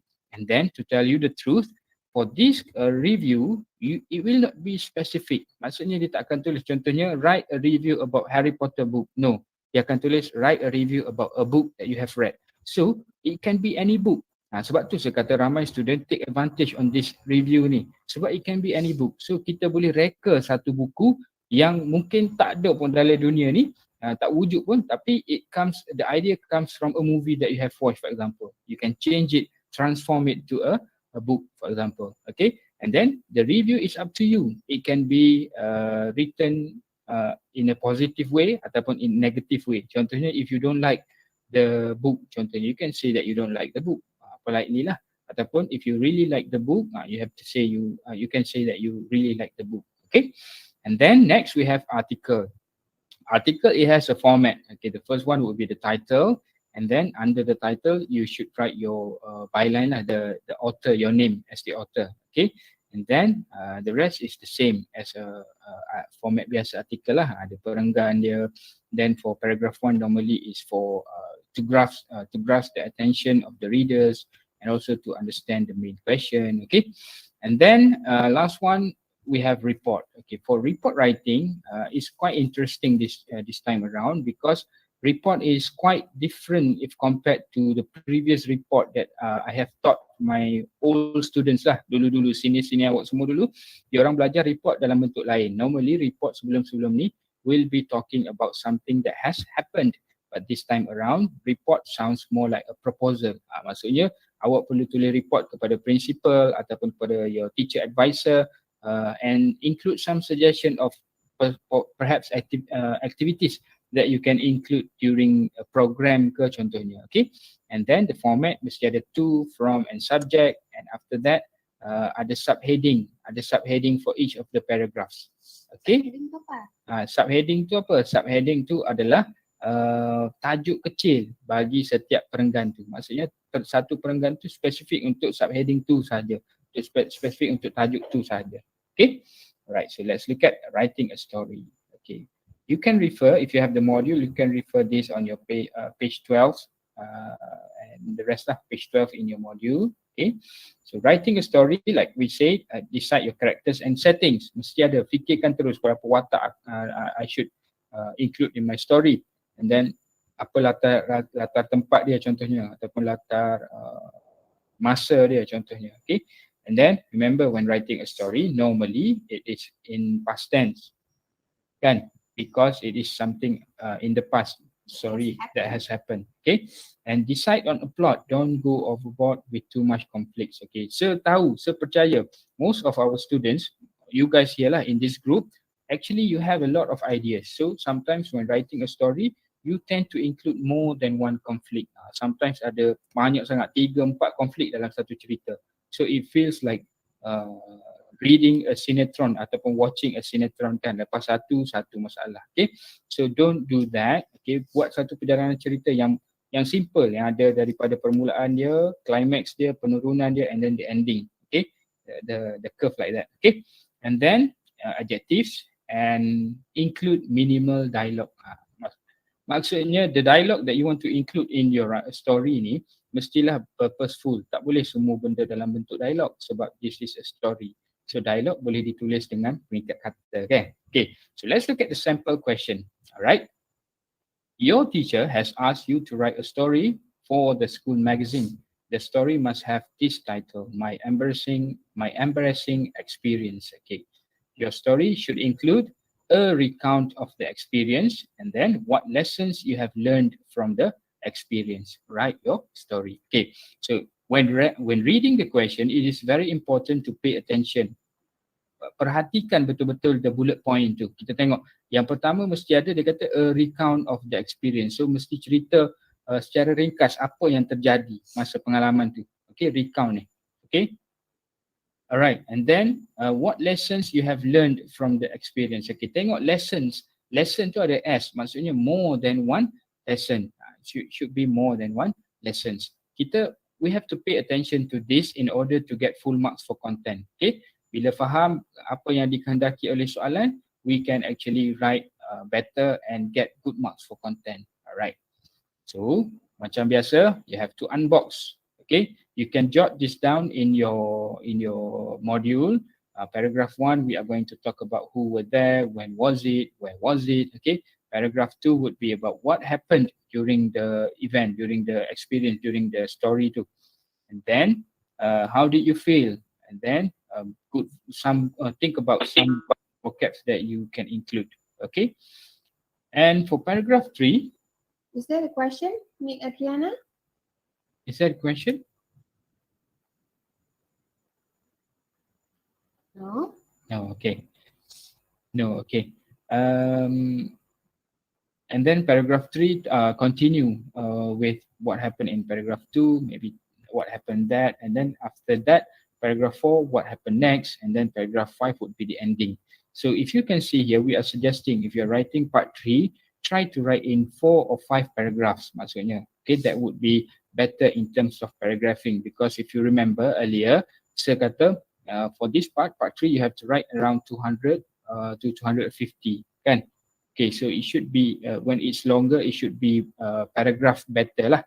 Kena susun perenggan tu dengan lebih baik. Okay, so question kita, my embarrassing experience. Okay, we have a sample taken from Full Blast textbook form 4. It was the 3rd day of the marvelous holiday I was having in the island of Penang in Malaysia. Okay, and then you see the first paragraph is about the latar tempat Penang. Okay, and then dia cerita sikit about the hotel. Dia guna adjective. The hotel was enormous. Okay, and then swimming pool was crowded every day. Okay, those kind of words. Right. So this is a good story about embarrassing experience. Okay, they were fighting about a sun lounger. Sun lounger ni tempat berjemur tu lah yang berada dekat dengan kolam renang. Ada payung biasanya tu. Okay, and then this guy actually fell into the swimming pool and he was very embarrassed. Okay, tetapi dalam cerita ni yang ditulis dalam buku Full Blast ni, dia tak mengandungi lesson ataupun lessons. So kita orang tambah in the red lines, the red sentences are the lessons that kita boleh belajar from this story. The incident taught me to be patient when facing a challenging situation. If only I had kept my cool, such embarrassing moment would not have happened. Okay, so again, we want to highlight the use of ataupun the importance, kepentingan to read the question carefully, to understand what is asked by the question, and then when you are writing, you can include some very good cohesive devices, some linking words, and pronoun reference. Yang highlight berwarna hijau tu adalah pronoun reference. Okay, him, he, itu semua merujuk kepada teenage boy tu. Okay, so that means we can actually replace ataupun avoid ourselves from repeating the teenage boy. Kita boleh ganti dengan him, he, dan apa saja yang sesuai. Okay, we have another sample here. This is taken from Cambridge first certificate English test. And this is also a straight 5 marks for all the marking aspects, and total would be 20 marks for this story. Okay, boleh screenshot juga very quickly. Okay, and then let's move to writing an article. Okay, for writing an article, you have to include the title and then your name as the author. Okay, look at bullet point number 3 in this on this slide. You can make your article more reader friendly and interesting by using we and us to make readers feel included. Okay, so maksudnya di sini, bila awak tulis artikel awak, cuba guna word ataupun pronoun we and us instead of I and you, because that would create a sense of reader friendly when reading your article. Okay, alright, so for this question, ada tajuk dah diberikan, my local community library. Alright, and then bullet point dia, what are the types of books available there? So types of books, more than one type. Okay, should include at least 2 lah then. And then what are the special facilities? Okay, facility lebih dari 1. Special facilities should your community library have? Maksudnya kita perlu beri cadangan what can be added in terms of the facilities in the local library. And then last but not least, how can you attract more visitors to your community library? So this one tak stated berapa dia nak cadangan. So 1 pun boleh. How can you attract more visitors to your community library? Cara-cara nak tarik lebih ramai pelawat di local community library ni. Maksudnya komuniti awam di tempat anda lah. Contoh mungkin Kota Baru, Perpustakaan Awam Kota Baru ke contohnya. Okay. And then macam biasa unboxing method lagi sekali. You have to unbox. Okay, paragraph 1 maybe it's good idea to talk about general information about the library, like in terms of the buildings, okay, the physical condition of the library. Is it old? Is it classical building? Okay, talk about the location. Maybe it's in the heart of Kota Baru city center. And then describe, okay, is it a tall building, for example, okay.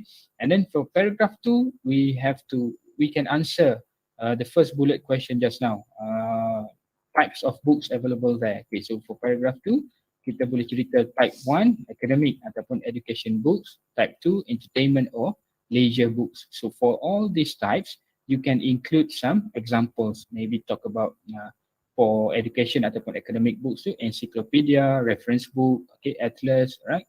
And then for type 2, comics, magazines, okay? And then for paragraph 3, suggestion of facility number 1, maybe you can talk about these vending machines dan sebagainya lah. Okay, so this is how you organize your paragraph in terms of organizing the ideas into different paragraphs. Okay. Next is writing a review. Okay, we have to go very quickly because we want to cover speaking as well. Okay, so writing a review. Okay, when you write a review, normally the question will ask you to write a review about a book ataupun a movie or a place, and it all depends on the rubric lah, bergantung kepada kehendak soalan. Okay, and then like we said earlier, it will not be specified. Dia tak akan tulis tajuk buku apa, movie apa. It will be general, so you can choose what kind of what type of book, contohnya what type of movies you want to talk about. Okay, and then remember to use persuasive language should you wish to recommend it ataupun should you wish not to recommend it. Maksudnya language di sini kita kena guna persuasive tone. Kena masukkanlah I really recommend this ataupun I am very sure that I want to recommend this restaurant to my friend, for example. Okay, so the question here for reviews required. Have you been to any restaurants lately? Dia nak suruh review restaurant. Describe the food that you had there. Number 1. Number 2, what stands out about the restaurant? Dia nak tahu X factor tentang restoran tersebut. Apa yang menonjol tentang restoran tersebut. And then number 3, would you recommend? Dia nak tahu, will we recommend the restaurant to our friends or not? Alright. And then language yang kita perlu guna untuk recommend, contoh macam tadi lah. I strongly recommend this restaurant to my friends ataupun to the readers because it is very cheap and the foods are very tasty ke contohnya. Okay. So these are some of the outlines according to the unboxing method that we have prepared. Okay, you can screenshot this as well, and even in the module pun ada benda ni, you just need to fill in. Ni contoh dia.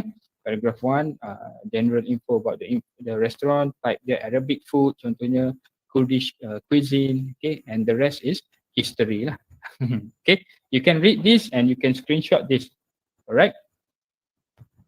Okay. And last one, we have writing a report. Okay, writing a report. Let's look at the bullet point ataupun point number 6. Use passive forms of the verbs to sound more informal. Ni kita boleh belajar dengan teacher nanti, teacher masing-masing. Instead of saying people could do something, say that something could be done. So maksudnya passive forms akan menjadikan report kita sounds more formal. Okay. So sample question for report taken from download textbook and also full blast textbook. Right, your school has decided to launch a 2-day English camp. You have been asked to write a report for the school principal about some suitable programs that could be included to provide information and entertainment for the students. Justify why these programs would be good. So kalau kita tengok dekat soalan ni report activity ni, program ni, 2-day English camp ni tak buat lagi, tak dijalankan lagi. But you have been asked to write a report. Kena tulis report kepada principal anda tentang beberapa cadangan of programs that could be included yang boleh dimasukkan lah, diadakan, dijalankan di dalam sepanjang camp, English camp tu, to provide number 1 information and number 2 entertainment. Okay, and then we have to justify why these programs would be good. So dia akan jadi macam ni lah contoh dia. Okay, this is taken from download textbook as well. Alright, so report on the college television channel, introduction, that is subheading, and then information, and then entertainment, and then recommendation. Okay, so this is a good sample according to the download textbook. Cuma dia tak ada atas tu je, to, whom, from who, and then the title of the report tentang apa. Okay, so we can always go back to this later on if you have any problem. Okay, but we have to move on now. All right. So timing matters. Remember, when you answer writing paper 2 ni, you have to think of the time. Okay, for part 1, you shouldn't spend more than 15 minutes ataupun 20 minutes lah the most. And then for part 2, 25 minutes, part 3, 40 minutes, because you need the extra 10 minutes for you to proofread your essays before you hand in your writing paper to the invigilators, to your teacher ke apa ke. Okay, so think of the timing as well, because the difficulty levels are different, so the timing should also be different. Okay, part 1 is the easiest, so part 1 paling sikit lah masa, part 2 lebih sikit, and part 3 is the longest. Alright, so improve your writing by reading some good essays. Remember the strategies, remember, think about the 4 different aspects of markings. Okay, when you write, think of all this, and then you will be able to produce a good essay, and write it and get it checked, and then stop ataupun avoid repeating the mistakes that have been pointed out by your teacher. Kalau teacher dah kata, oh ni mistake ni, okay, next essay buat, jangan repeat the same mistake again. Okay, alright, so let's move on to paper 3 speaking.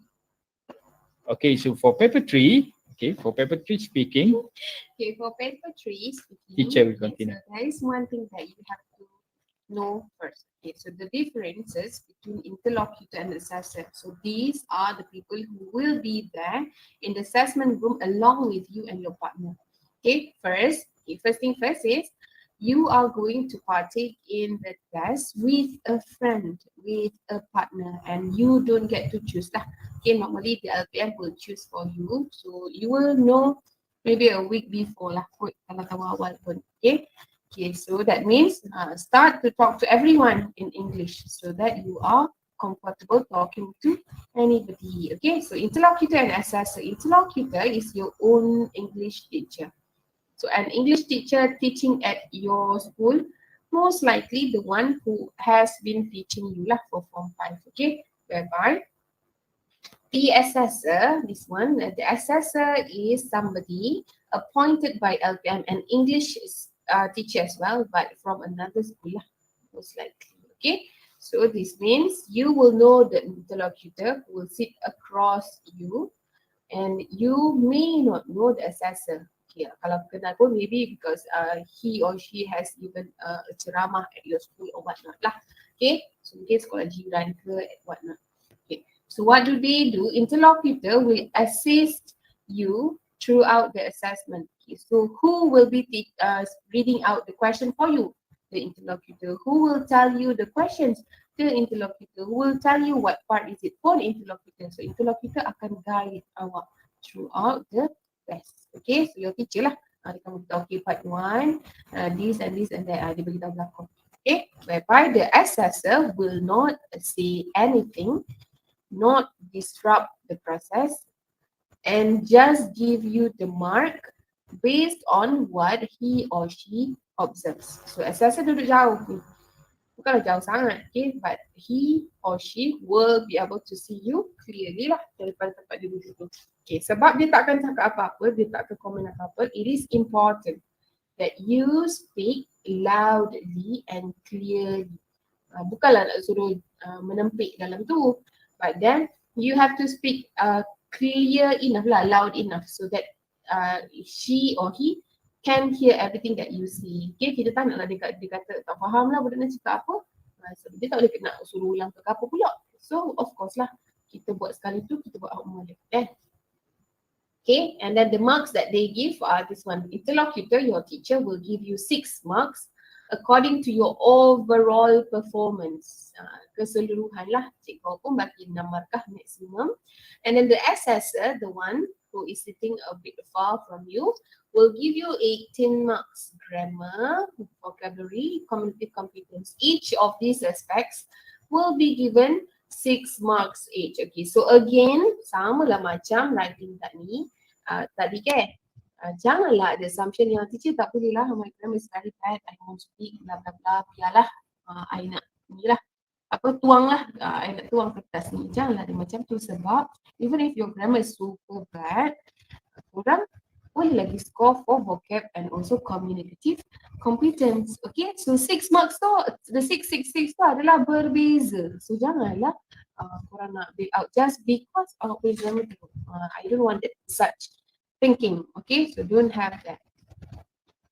Okay, so we have 3 parts. The first is interview. Okay, takkan ada markah untuk ni because this is simply a session that will allow you to be more comfortable in the room. Okay, so dia akan tanya interview, what's your name, or maybe who's your boyfriend, what's your favorite subject, where do you live, what do you do after school, what do you do if you don't have class, macam tu.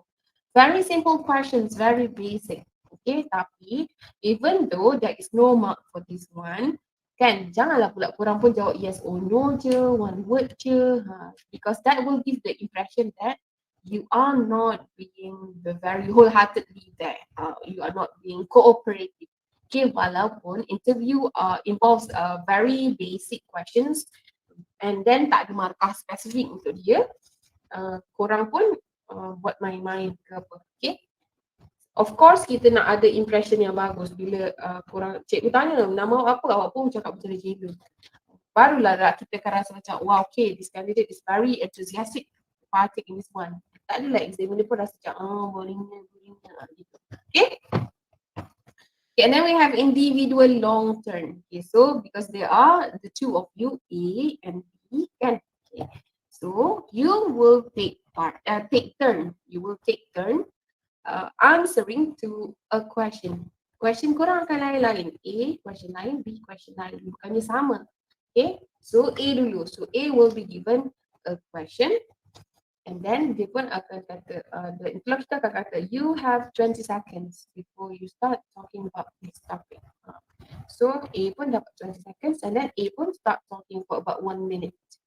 Okay, and then after A finishes, your teacher will ask the B pula. Okay, so what about you? Dia minta pendapat sikit.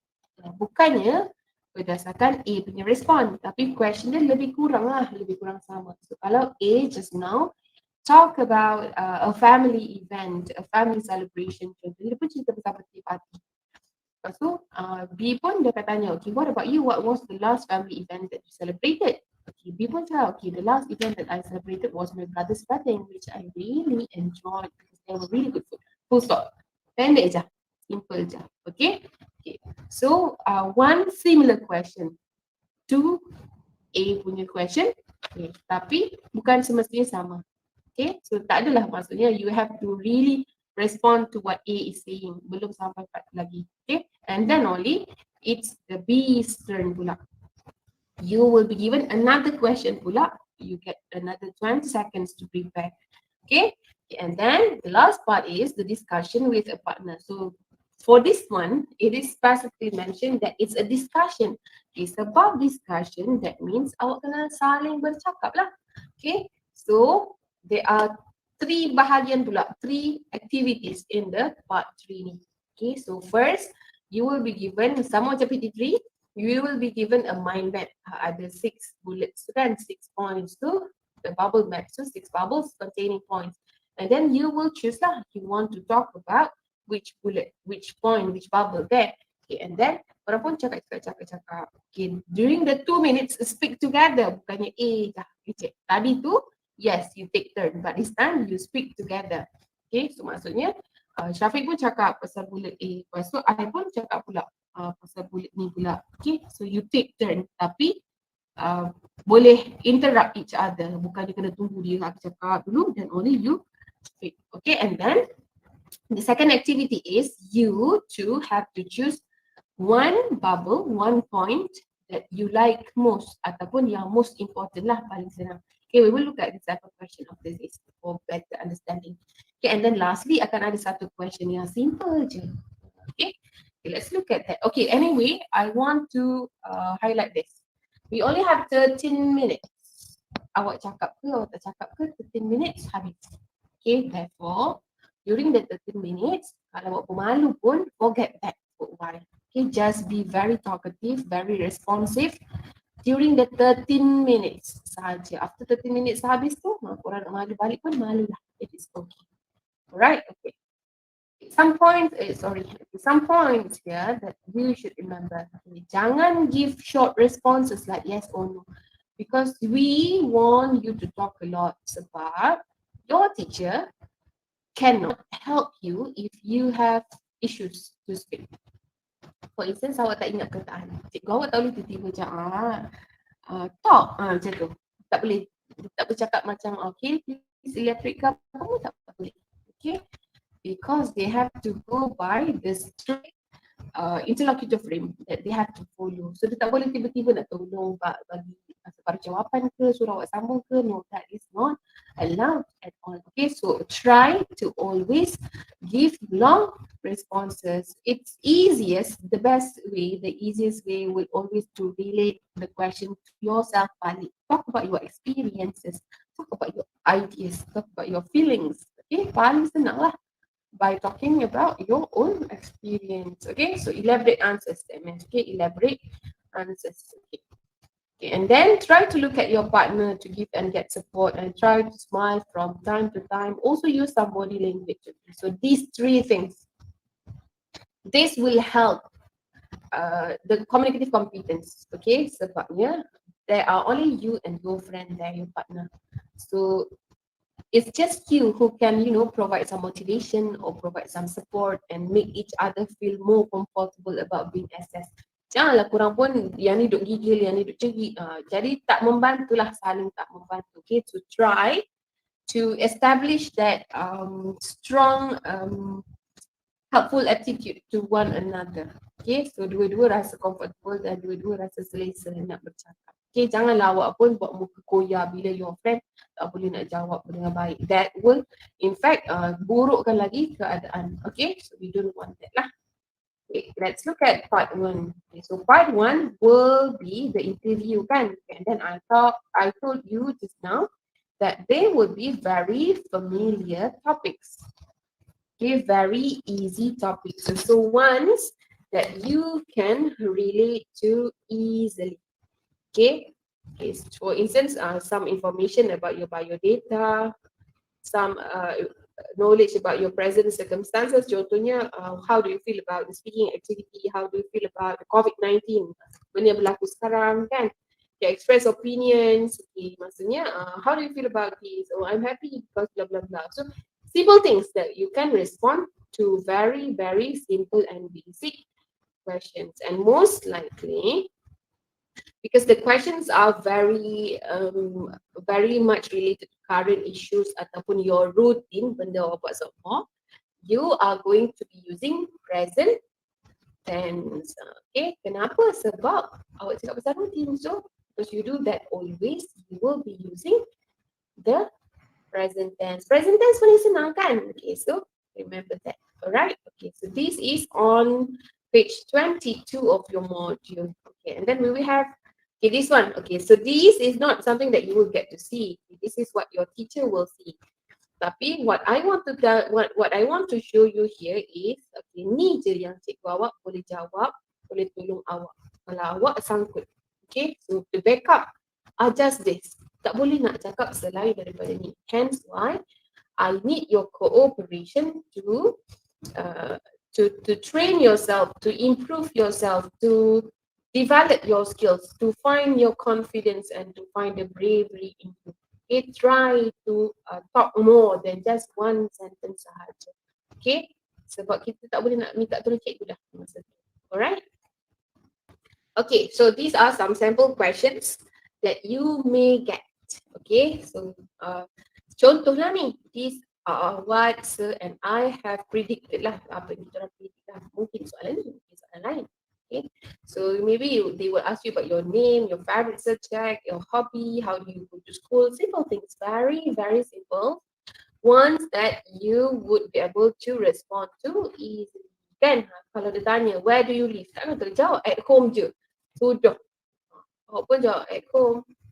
Memanglah home siapa kan? Tapi cikgu awak tanya lah yang gitu. So you have to try to elaborate yourself. Okay, so The easiest way, of course, kan, kita ulang balik soalan cikgu. What is your name? My name is Syafika. What is your favorite subject? My favorite subject is mathematics. What is your hobby? My hobby is reading. Oh, contohnya macam tu. Very, very simple. But because we have the time, we can try to use this one. Okay.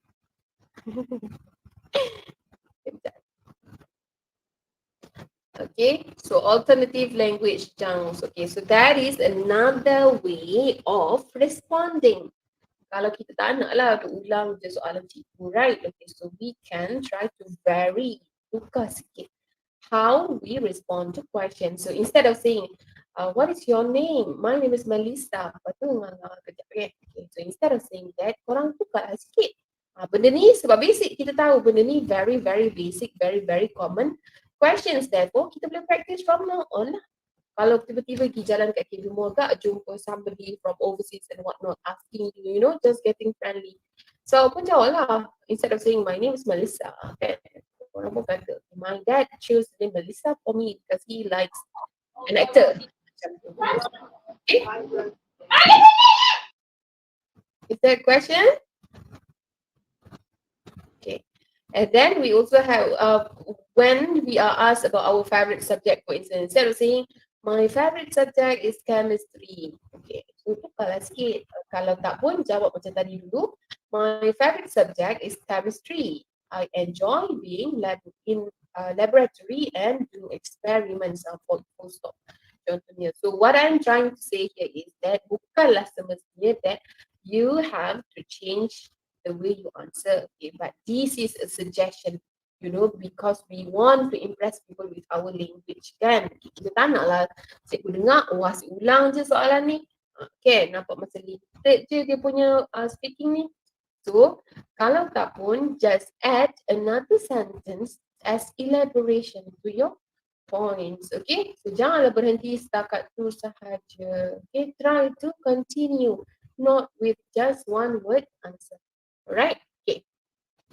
Okay, another thing, if you can find this in the page 23 of the module.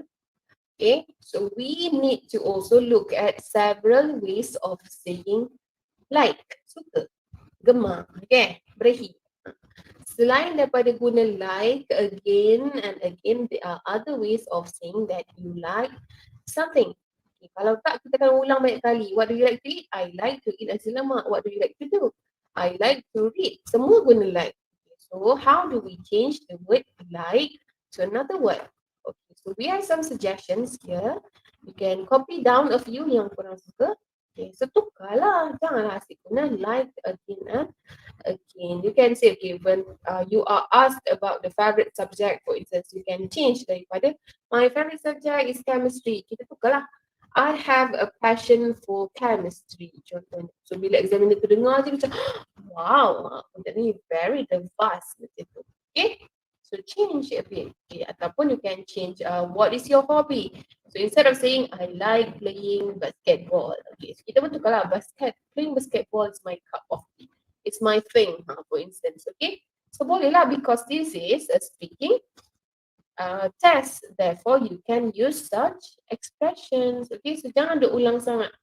Like again and again, kita pun like, lepas tu dah like. Okay. Okay, adverse of frequency pula. Okay, because you are going to be asked about your routine, something that you do in the afternoon after school ke, during the weekend ke, during the school holiday ke. Okay, so we can use this, the one in the upside down triangle ni, to talk about the frequency. Kita buat sesuatu tu kerap doa ke, kadang-kadang ke, never ke. Okay, so we can give even better context when we use this. Okay, contohnya, I always sleep after school. Every day, memang hari-hari. Memang dia tak akan boleh tak tidur setiap hari after school. So you can use always. That helps the examiner and then the interlocutor to understand your points better. Okay, so kalau jarang-jarang, you can say seldom lah. I seldom go to cyber cafe because I prefer to study at home. Contohnya. Okay, so by using this, one of this, you give better context, better understanding. Okay. Okay. Part 2, let's let Sir do it. All right. So for part 2, it is a little bit different than part 1. Okay, part 1 tadi, marks will not be given yet. Maksudnya, the examiners, the assessor and interlocutor will not be awarding you marks yet, because for part 1 tu, dia adalah warm up activity only, right? And then for part 2, the question in part 2 will ask you to share your experience, share your feelings, and also your opinions about certain topics. Okay, so the grammar items that you need to master for this part 2 ni, you need to switch. You need to know when to use past tense and when to use present tense, ataupun when to use future tense, for example. Okay, three tenses, three types of tenses ni saja yang basic that you need to know. Okay, because when you talk about your experience, of course kita kena guna past tense. When you share your feelings, kalau it refers to the experience, the past experience, it should also be in past tense. Tapi if you are what are you feeling right now, it should be in present tense. Okay, sama juga dengan opinions. Alright, so like teacher Shafika has stated just now, for this part 2, you will take turn speaking for 1 minute to 1 minute and a half for each candidate, for who will be given a different topic. Maksudnya candidate A, awak akan dapat topik lain. Candidate B akan dapat topik yang lain. Okay, kenapa topik dia berbeza? Because they want to avoid from repeating the same answers ataupun the same responses over and over again lah. Okay, so first dia akan bagi awak satu soalan dulu. Dia akan bagi kertas kepada candidate A, and then dia akan kata, alright candidate A, read through the question and you have 20 seconds to prepare. Masa ni prepare betul-betul. For this part 2 ni, ataupun for the whole speaking examination ni, you are not allowed to bring any pens or papers into the speaking examination room, because you are only allowed to bring your IC and also your exam certificate saja, exam slip saja. Okay, so you cannot jot down your ideas, so you have to think and have the ideas or elaborate in your mind only. Alright, and then after 20 seconds, the interlocutor akan kata, alright candidate A, you have 1 minute to talk about your points. Okay, then you start talking. Alright, and try when you are invited, try to talk right away. Maksudnya you are ready, to show that you are ready and you can start spontaneously. Don't be nervous. For speaking ni, the first thing that is very important is don't be nervous. We cannot be nervous, because we only have 13 minutes to finish the whole speaking test ni. Right? Okay, so this is a sample question for part 2. Talk about a school event that you had participated in. Remember, we have to train ourselves to respond in 20 seconds. Okay, this is also in your module. You can assess this in your module, and then dalam soalan tu akan ada breakdown ataupun some prompts. Okay, number 1, what the event was. Number 2, what you did during the event. Number 3, why students should join the school event. And number 4, did you enjoy yourself? Yes or no? Okay, so bila plan tu, mesti elaborate terus in our minds. Okay, what the event was?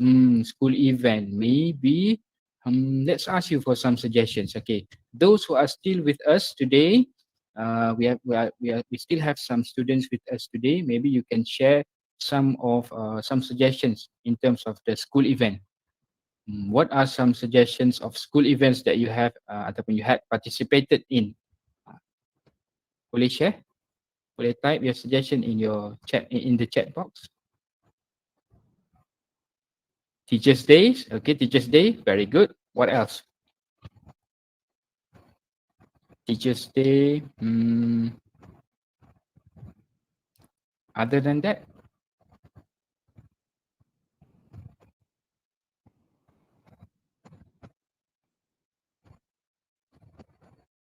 Malaysian Days, Independence Days, okay, Sports Days, okay, very good, Sports Day. Okay, so I think the students might be more inclined to choose to talk about Sports Day. Okay, so So the event is sports day. Okay, let's say what the event was. The event was sports day. So talk about sports day in general. Maksudnya what happens during the day ataupun what are some activities that that are done ataupun being held during sports day. Okay, you can say, you can talk about the marching band, the parade, okay, and then you maybe talk about some sporting events, sprints events, The food sales. yeah, the food sales perhaps, okay, long jumps dan sebagainya tu kan. Okay, for this part you will be assessed in terms of the vocabulary. Maksudnya can you explain about the event very well or not? So it's just a simple sentence for each elaboration. Contohnya, I want to talk about a sports day. Okay, during sports day, we had many activities such as, bagi dua tiga contoh, contohnya sprints events, long jump, and also food sales, for example. Okay, what you did during the event? During the event, I was one of the athletes, contohnya. I participated in the sprints events, 100 meters and also 200 meters, for example. Tell a story. During the event, I remember I won the second place and I lost only by 1 second, for example. Okay, so for these two, what the event was and what you did during the event, it should be in past tense. Lagi sekali, masa tu examiner, assessor will assess you. Dia akan tengok, oh, this candidate was able to use past tense very well when describing ataupun when talking about some things that has happened in the past sports day, and so what she or he did during the event. Okay, so that's very good. Okay, and then why students should join school event? Okay, so you can say something like, I think students should join school event because it will increase ataupun it will give some it will serve as a good experience for them, especially if they participated in sports day contohnya. Sports day is very good for students because students can learn about cooperation, to work together with team members contohnya. Talk about those. Alright, and then did you enjoy yourself? Okay, for this part you can say yes or no. Contohnya, if you say yes, yes, I really enjoy sports day because I am a very active person, so I like sports, and this day during sports day, I can see a lot of athletes, other athletes from other sports houses run, and it got me very excited contohnya. Kalau awak tak suka, no, I didn't really like sports day because I that's not my cup of tea contohnya, ataupun I don't like sports, and during the sports day pun I just sit at one corner chatting with my friends doing nothing contohnya. Okay, it depends on you, but the problem here ataupun the thing here is you need to speak. It doesn't matter yes or no, you need to speak, you need to express your opinion. Kalau awak kata yes I enjoy, why? You need to explain. Kalau awak kata no, I didn't really enjoy sports day, you need to explain juga why. Okay, so tapi you have to remember, you only have to prepare, you only have 20 seconds to prepare for this part. Jangan pula nervous, jangan pula gelabah lah, that's the most important thing. Okay, so some expressions for likes and dislikes. Okay, we notice during speaking exam ataupun speaking test that we did with our own students tend to have difficulties. Maksudnya ada masalah bila nak cakap like. Dia asyik guna like je, contohnya I like. Okay, sebenarnya there are a lot of other ways ataupun expressions to say that we like something or we dislike something. Okay, so for example, okay, let's look at some examples here. All right. Okay, if you want to say you like something, for example, you can say, I found sports day very appealing, ataupun quite appealing. I found it to be very enjoyable. It was the time of my life. Ataupun he or she, kalau it's about someone, contohnya, if you get the topic about an idol, who is your idol, contohnya, he or she is very charismatic, contohnya, ataupun very very independent. Okay, my idol is my younger brother because he is very independent, contohnya. Okay, and then if you dislike something, you can say like I said earlier, it was not really my cup of tea.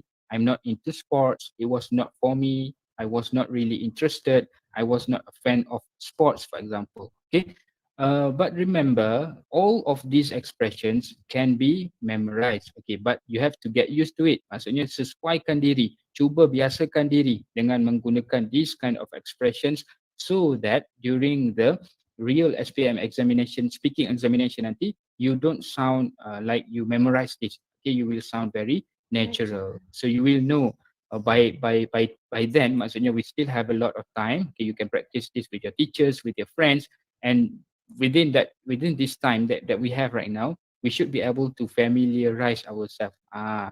Contohnya I'm not into sports kan. Okay, instead of saying no, I don't like, maybe you can rephrase that. No, it was not for me. I think because explain. Okay.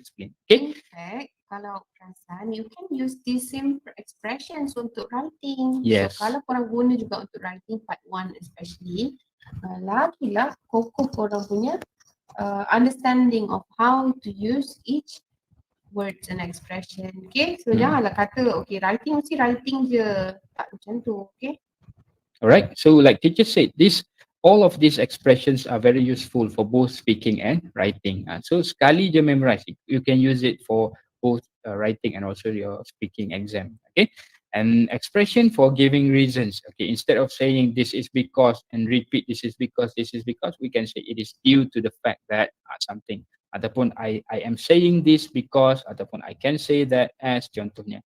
Okay, expressions for giving opinions. Okay, my own students in Pasir Putih, they like to repeat in my opinion. Bila part 1 in my opinion dah, part 2 in my opinion lagi, and then part 3 pun 3-4 kali in my opinion. So instead of repeating in my opinion, because it's very easy actually to get a good mark for language, for vocabulary too. You just have to vary, maksudnya pelbagaikan. Okay, so instead of saying in my opinion, we can say from my point of view, I honestly think, ataupun I believe sports is for all students, for example. Sports are going to be very beneficial for students. Okay, and then speaking for myself, I am absolutely convinced, contohnya, ataupun I have no doubt that these are all very good expressions that can be memorized and can be familiarized. All right. Okay, so we are now in speaking part 3. I think we are just doing great in terms of the timing. Okay, so speaking part 3 is a discussion between the two candidates, so between you and your partner. Maksudnya you have to discuss between the two of you. And for part 3 ni, dia akan dibahagikan kepada 2 bahagian. The first part, you will only be discussing all the points in the mind maps. Dia akan bagi satu mind map, and then you have to discuss some of the points, not all, some of the points, okay? In the mind maps too, okay? And then after some turns between you and your friend, okay, that's the end of bahagian 1 untuk part 3. Manakala bahagian kedua, you will have to continue discussing for ataupun to agree on a point, which is the best point ataupun which is the most important point. Alright, so for this part 3 ni, there are 3 skills that are going to be very important here. Maksudnya ada 3 kemahiran bahasa yang perlu kita master untuk mahir dalam part 3 ni, to sound very natural, convincing and natural in terms of discussing. Yang pertama is the skills of agreeing. You need to know how to agree with your friend. Contohnya, if your friend say something, you need to know how to yes, I really agree with you. Ataupun, oh, I'm sorry, I don't agree with you. I have to disagree with you.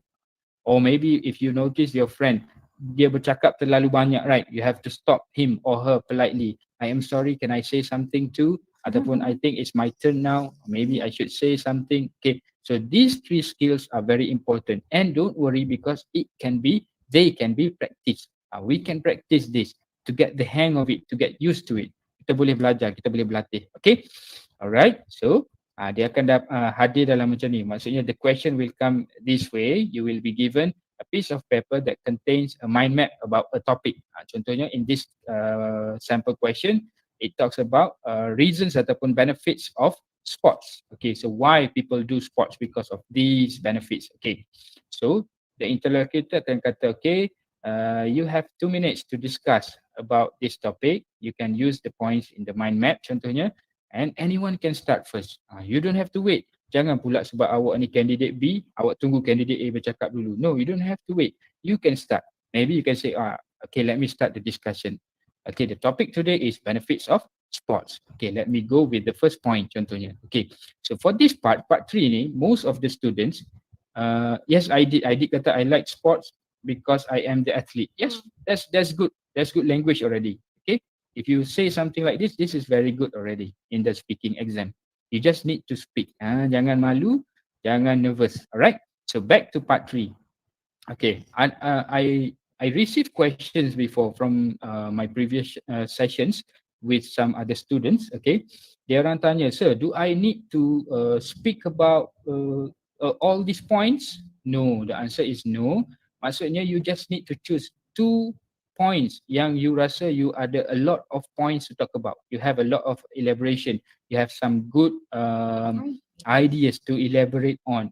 Contohnya, bila nak pilih, masa prepare tu lah, when you are given the mind map tu, right away you can look and decide through, oh okay, reduce stress, boleh kot, reduce stress ni, I think I have a lot of ideas pasal reduce stress.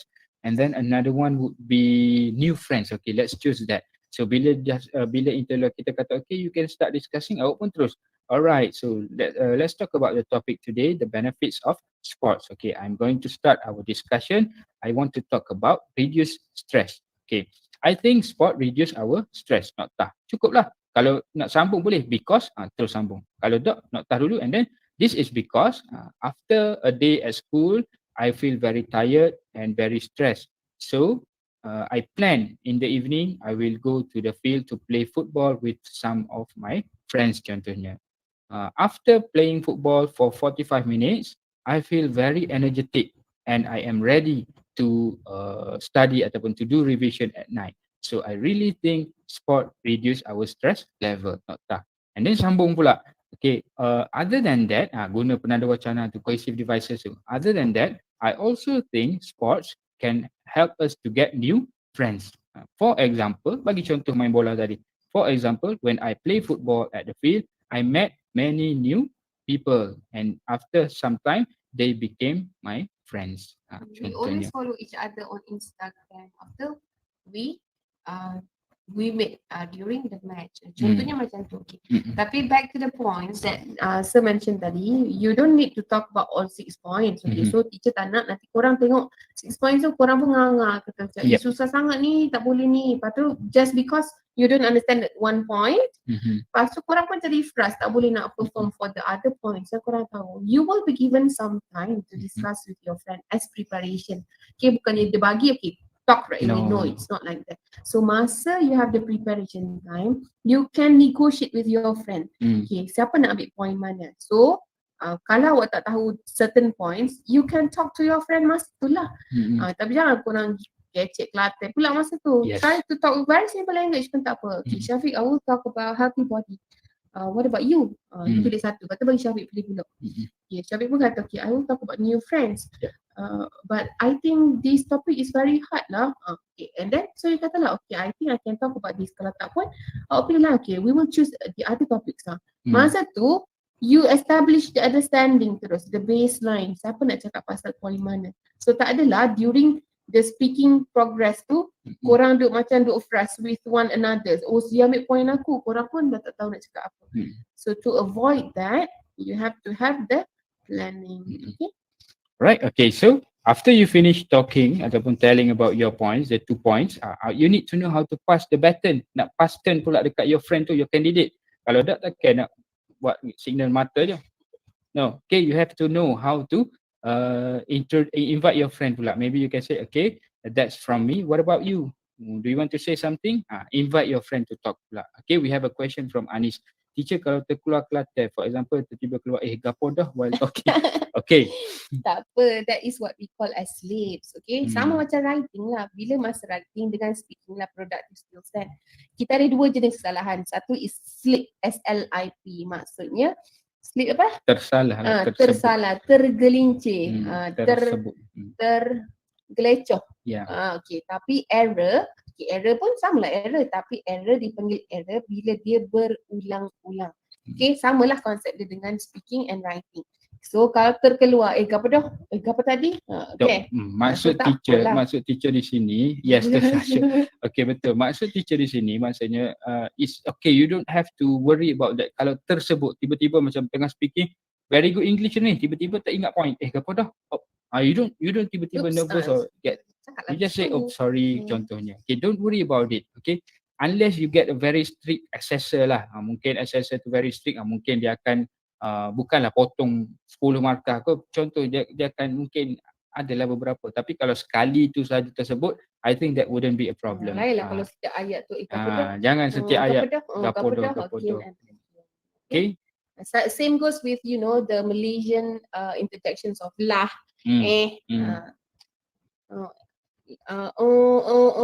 all this pausing pun acceptable je. Okay, yang penting you deliver your points. Yes. Janganlah terlalu many pausing. Yeah. Don't pause too much. You need to know how to past tense. Okay, like I said earlier just now, invite your friend pula. Okay, that's from me. What about you? What do you want to talk about? Maybe you can talk about healthy body, for example. Okay, dia pun ambil alih pula. Candidate B tadi. Okay, let me talk about healthy body. I think one of the benefits of sports is it help us to get a healthy body, contohnya. Sambung pasal tu pula. And then kalau dia tanya soalan, you need to know how to respond. Contohnya dia tanya, do you agree with me? You need to know. Yes, you need to know how to answer. Yes, respond. Yes, I agree with you. Kalau awak tak setuju, betul-betul tak setuju, I'm sorry, I don't agree with you because I think the best ataupun the most important benefit for me is it reduce stress. Awak still dengan point awak. It's okay. It doesn't matter. Maksudnya you don't have to follow your friend. Jangan pula kalau dia suruh agree, awak pun agree lah. Okay. You have to know your stand. Maksudnya di mana awak berdiri. Okay. Tapi if you are facing a problem, you can always help ataupun ask for help from your friend. Contohnya kalau awak stuck, maybe awak boleh tanya, can you help me explain this point? It's a discussion. So it's okay. You can discuss with your friend. Alright. Okay. And another question that we have from ataupun we got before this from students, dia tanya, sir, macam mana kalau kita dapat partner masa speaking test tu, partner kita ni dia seorang yang pendiam, very quiet, dia tak bercakap langsung, kadang-kadang dia respon yes or no je, macam mana? Okay, don't worry about that because first thing, number one is the mark given ataupun awarded to you will be given individually. Maksudnya markah tu akan diberikan berdasarkan performance awak secara individu. Kalau awak perform better, dia boleh markah kurang sikit, awak markah tinggi. Jangan pula risau, jangan pula marah dia after that. Oh, mu ni tak kecek contohnya. Okay, you shouldn't worry about that. Alright. In fact, kalau awak rasa you are the better speaker, kalau awak rasa antara awak dua orang tu, awak adalah lebih baik daripada dia, lebih fluent daripada dia in terms of speaking, maybe you can even prompt her. Maksudnya kalau tengok dia senyap tu, mungkin awak boleh pilih satu yang awak rasa senang. Let's say increase confidence. Okay, maybe awak boleh invite dia pula. Okay, contohnya nama dia Anis. Okay, maybe you can say, alright Anis, I noticed that you are quiet. Do you want to talk about increase confidence? Because I noticed after you play netball, you are all very confident. Maybe you can say something like that. Kalau lepas tu dia boleh sambung, kalau lepas awak prompt dia tu, dia pun berani, dia boleh bercakap, oh yes, thank you, I play netball and I feel very confident. I agree with you. That will be a bonus point dah untuk awak because you were able to prompt your friend, to help your friend, to sustain the discussion, to keep the conversation going. That's why jangan risau pasal dia, jangan pula marah pada dia contohnya. Okay, don't lose focus lah. Alright. And then for the candidate yang memang pendiam pula, okay, my advice is try to loosen up. Maksudnya you have to try to speak lah. Because this is a speaking test, speaking exam. Okay, if you don't speak at all, memang you won't get a good mark for speaking. Okay, you shouldn't worry, you shouldn't be shy because masa tu you are only with your partner and then your interlocutor is one of your own teachers. Kalau seorang daripada teacher awak, then at the assessor tu dia tak masuk campur pun during the speaking examination. So you shouldn't worry, you shouldn't feel very shy. You just keep on talking. Look at your friends. Janganlah kita tengok kat assessor tu pula. Don't worry about her or him. Okay. And if you are very unconfident about your speech, takut sangat nak kecek. Sebelum ni waktu form 4 tu acing kecek benda dalam English. What you can do now, is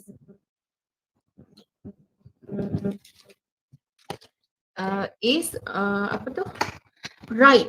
Kan we have given you some sample questions and I'm sure that your teacher will give you some more kan. Okay, so find a notebook. Untuk setiap soalan tu awak sediakan dia punya plan. For every single question that you see, So sediakan satu notebook khas untuk my speaking notes. So soalan ni, ni point dia. So bawah tu, awak boleh tulis penuh ayat dia, the full sentences of how you are going to speak if you get that question. That will help you so much. Okay, so start dengan that one. Okay, bukannya speaking mesti speaking je. No, it can be improved by writing, by reading, by watching movies. Sangat banyak cara to improve. Okay, so after that, after you decide, okay, there's another question that your teacher will ask. Tadi tu dia tanya which is the most popular reason, kan? Okay, that one you have to discuss with your friends. Okay, and then there will be a final question. Okay, sebagai penutup. Okay, so your teacher will ask you, okay, satu question yang quite general. Okay, biasanya dia tanya macam ni lah. In what ways does social media influence people to do sports? Okay, lepas tu awak respon sikit tak? Habislah. Tamatlah awak punya speaking test for the 13 minutes. Okay, but remember, even if you are very struggling, try to respond with at least one sentence pun tak apa. Okay, at least we know how to give you marks. Tapi if you keep your mouth shut, not saying a word, kita tak boleh nak tolong gana-gana lah. Okay, sebab tak ada input untuk kita bagi markah. Okay, right. Okay, so some language chunks. Okay, before we end, okay, some language chunks to agree. Okay, we can say that's right. Contohnya semangat lah. Bila kawan awak kata, do you agree with me? Awak pun tu respon, that's right. Absolutely, I really agree with you. Ataupun I strongly agree with you. Contohnya, we are on the same page here. I couldn't agree more, for example. Okay, so these are the language chunks that you can use to say that you agree something. Okay. And then if you disagree, contohnya kalau kawan awak, partner awak tanya, do you agree with me? I'm not sure about that. I have to disagree with you. Ataupun, I beg to differ. I am afraid I can't agree with you. I don't think you are right, contohnya. Okay. So again, all of this can be memorized. Awak boleh start dengan memorize dia dulu. And then masa practice later on, I believe bila dah bersemuka semua nanti apa semua, of course you can practice with your friends dah. Teacher pun akan buat speaking practice or even speaking test dah dengan you all. Okay. So during that point, masa tengah practice atau masa tengah test, try to use all of these language chunks ataupun expressions ni that will help you to, you know, be more confident ataupun to sound more natural contohnya. Okay. And then to suggest a new idea, maybe you can say another point ataupun apart from that ataupun other than that, let's talk about this. Contohnya, if you want to interrupt your friend, again, during the speaking examination, you have to interrupt politely. You cannot, okay, stop. Contohnya, kawan awak tengah bercakap, you pun stop right there. It's my turn now. No, don't be angry. Don't be angry. You have to say, I'm sorry, I think I have to interrupt. Ataupun if I may interrupt, can I stop you there? I need to say something. Contohnya, try to be polite lah. Okay. And then if you want to start or stop a conversation, maybe you can initiate the discussion. Masa part 3, maybe you can say, let's talk about this topic today. We have benefits of sports contohnya. Okay, let's discuss some of the benefits contohnya. Alright. And then to conclude, at the end of the discussion, of course you have to conclude. Contohnya kalau second part of the part 3 tu, yang mana you have to agree on a reason ataupun a topic tu, maybe you can say after a short discussion between the two of us, we believe ataupun it can be concluded that contohnya ataupun it is safe to say that tapi kalau tak ada agreement macam mana sir? It's okay. You can say at the end of our discussion we don't agree at any reason because we have our own opinion contohnya. It's fine, it's okay. Okay, because the assessor dia tak akan tengok apa agreement awak, dia akan tengok language yang awak guna untuk bagi tahu you agree or you disagree with that. Okay. And then last but not least is like I said earlier to pass turn. This is very important as well. Takkan kita je nak terus bercakap, right? So we need to know how to pass the turn as well. So lepas kita bercakap after maybe 30 seconds, okay, what do you think about this? How about you? What do you say contohnya? Okay, do you agree contohnya? Okay, these are all very important in speaking. And even some of my students sendiri yang very bad actually, dia memang lemah in English, bila dia belajar ataupun dia cuba guna this kind of language chunks, dia jadi lebih confident. Dan sekarang ni bila buat Google Meet dengan mereka, they can actually start talking because they know how to say things, to suggest idea dan sebagainya. Sebelum ni dia tak tahu, dia tak reti nak start rupanya. So when we introduce these language chunks, when we introduce some vocabularies, when we work on some ataupun some ideas development, dia boleh. Okay, because for this part, this speaking exam ni, once you are talking, you can get point. Kalau if you keep quiet, you don't get point. Alright? Yeah. Okay, so how can you improve speaking skills? Okay, last dah ni. Okay, you can improve by speaking as much as you can. Okay, take the chance. Kalau teacher awak call, speak English to your teacher. Kalau sir awak buat Google Meet, speak English. Even it's broken, even it's not a good English, grammar tak bagus, try. It's okay, it's fine. Try first. That's how you improve. And then don't be afraid of making grammatical mistakes. Okay, most of the students bila saya tanya, why don't you speak? You didn't speak just now during the speaking test, speaking activity yang kita buat. Dia pun kata, okay, because I was afraid, saya takut grammar saya salah contohnya. Okay, so don't worry about that. Try to speak, it's okay. And then number 3, reading out aloud. Okay, if you have some very good essays ke pekat tangan ke, contoh ataupun you can always go to the internet, just type story about this. Then when you read the story, you read it aloud. Reading it aloud will improve your pronunciation, also will improve your vocabulary, and when you read aloud, it will stick to your mind better. Dia akan tambah pocket dalam kepala kita, mind kita ni dengan lebih efficient, lebih efektif. Alright? And Kalau yang rasa pronunciation tak strong kan, sama lah. Sebab it's just because you don't practice much. Sama lah macam kita ngaji. Kalau kita tinggal ngaji sebulan kan, dan kita ngaji pula kan, we sound weird kan. Kita pun berasa macam ngaji kita tak sedap dengar. Okay, so it's the same thing. Kalau awak tak banyak cakap bahasa Inggeris, banyak kan lagi. Okay, read aloud. And then listen to English speakers more. Okay, listen and pay attention to their pronunciation, the tone, and the pace that they use when they are speaking. Okay, and last but not least, don't be nervous lah. Tu je saya minta. Don't be nervous. Okay, maybe after the school reopens, bila kita bersemuka balik, you will sit for your speaking test lah by your school ataupun by your own teachers. Okay, masa tu terus practice. I not be nervous. Only 13 minutes I need to speak. I need to try to speak. It's okay. Okay, and then you can start by training yourself by jotting down some points before explaining them. Okay, untuk practice dengan kawan ataupun dengan teacher, practice tulis dulu point-point dekat kertas, kat mana-mana. So when you speak, look at the points first. It's okay. Cuma masa real exam nanti, you are not allowed to bring any papers lah. Jadi kita dah biasa plan dengan laju. Okay, hence why we need to do the practice. Yeah. Okay, so Okay, so basically you just have to get this. Yang penting awak nak participate. Okay, so because these are just the issues that you have now. Okay, yang penting, as the first one is most important. If you have the motivation to improve, you will certainly improve. Okay. So our final words are. Our final words are, of course, to keep improving. Don't feel so low about ourselves. Maksudnya, jangan rasa down, jangan rasa macam aku ni lemah, biarlah bahasa Inggeris, fokus subjek lain. No, cannot. Because English is very important. Because if once you get credit ataupun once you get a good result, good marks for English, you will get better options ataupun you will be able to further your studies in some very good universities ataupun institutions lah. Alright. And so get as much practice as you can. I'm sure you have some very good teachers. Of course, I know some of your teachers here inside this Google Meet. They are some of them are my seniors, our seniors, and they are all very good. And you should try to get some practice as much as you can from them. Contact je dia, sir ataupun teacher. I really need to practice my English. Can you talk to me for 1 minute? Paksa dia contohnya, because you have the right. Okay, and then enjoy your language development. Okay, once you develop your English, you will feel the improvement. Maksudnya you will be able to read New Straits Times, for example. Surat khabar bahasa Inggeris tu very easily. Yeah, effortlessly. Contohnya lancar je baca.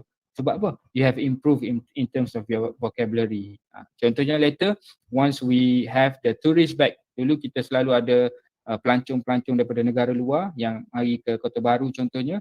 If you meet them later on dekat Kota Baru, you will feel very confident to talk to them contohnya. Okay, so don't be afraid of making mistakes and absorb as much input as you could. Alright, so I think that's the end of our session today. Thanks for joining us. We are very sorry for any mistakes or misunderstanding or apa saja yang kurang from both of us lah.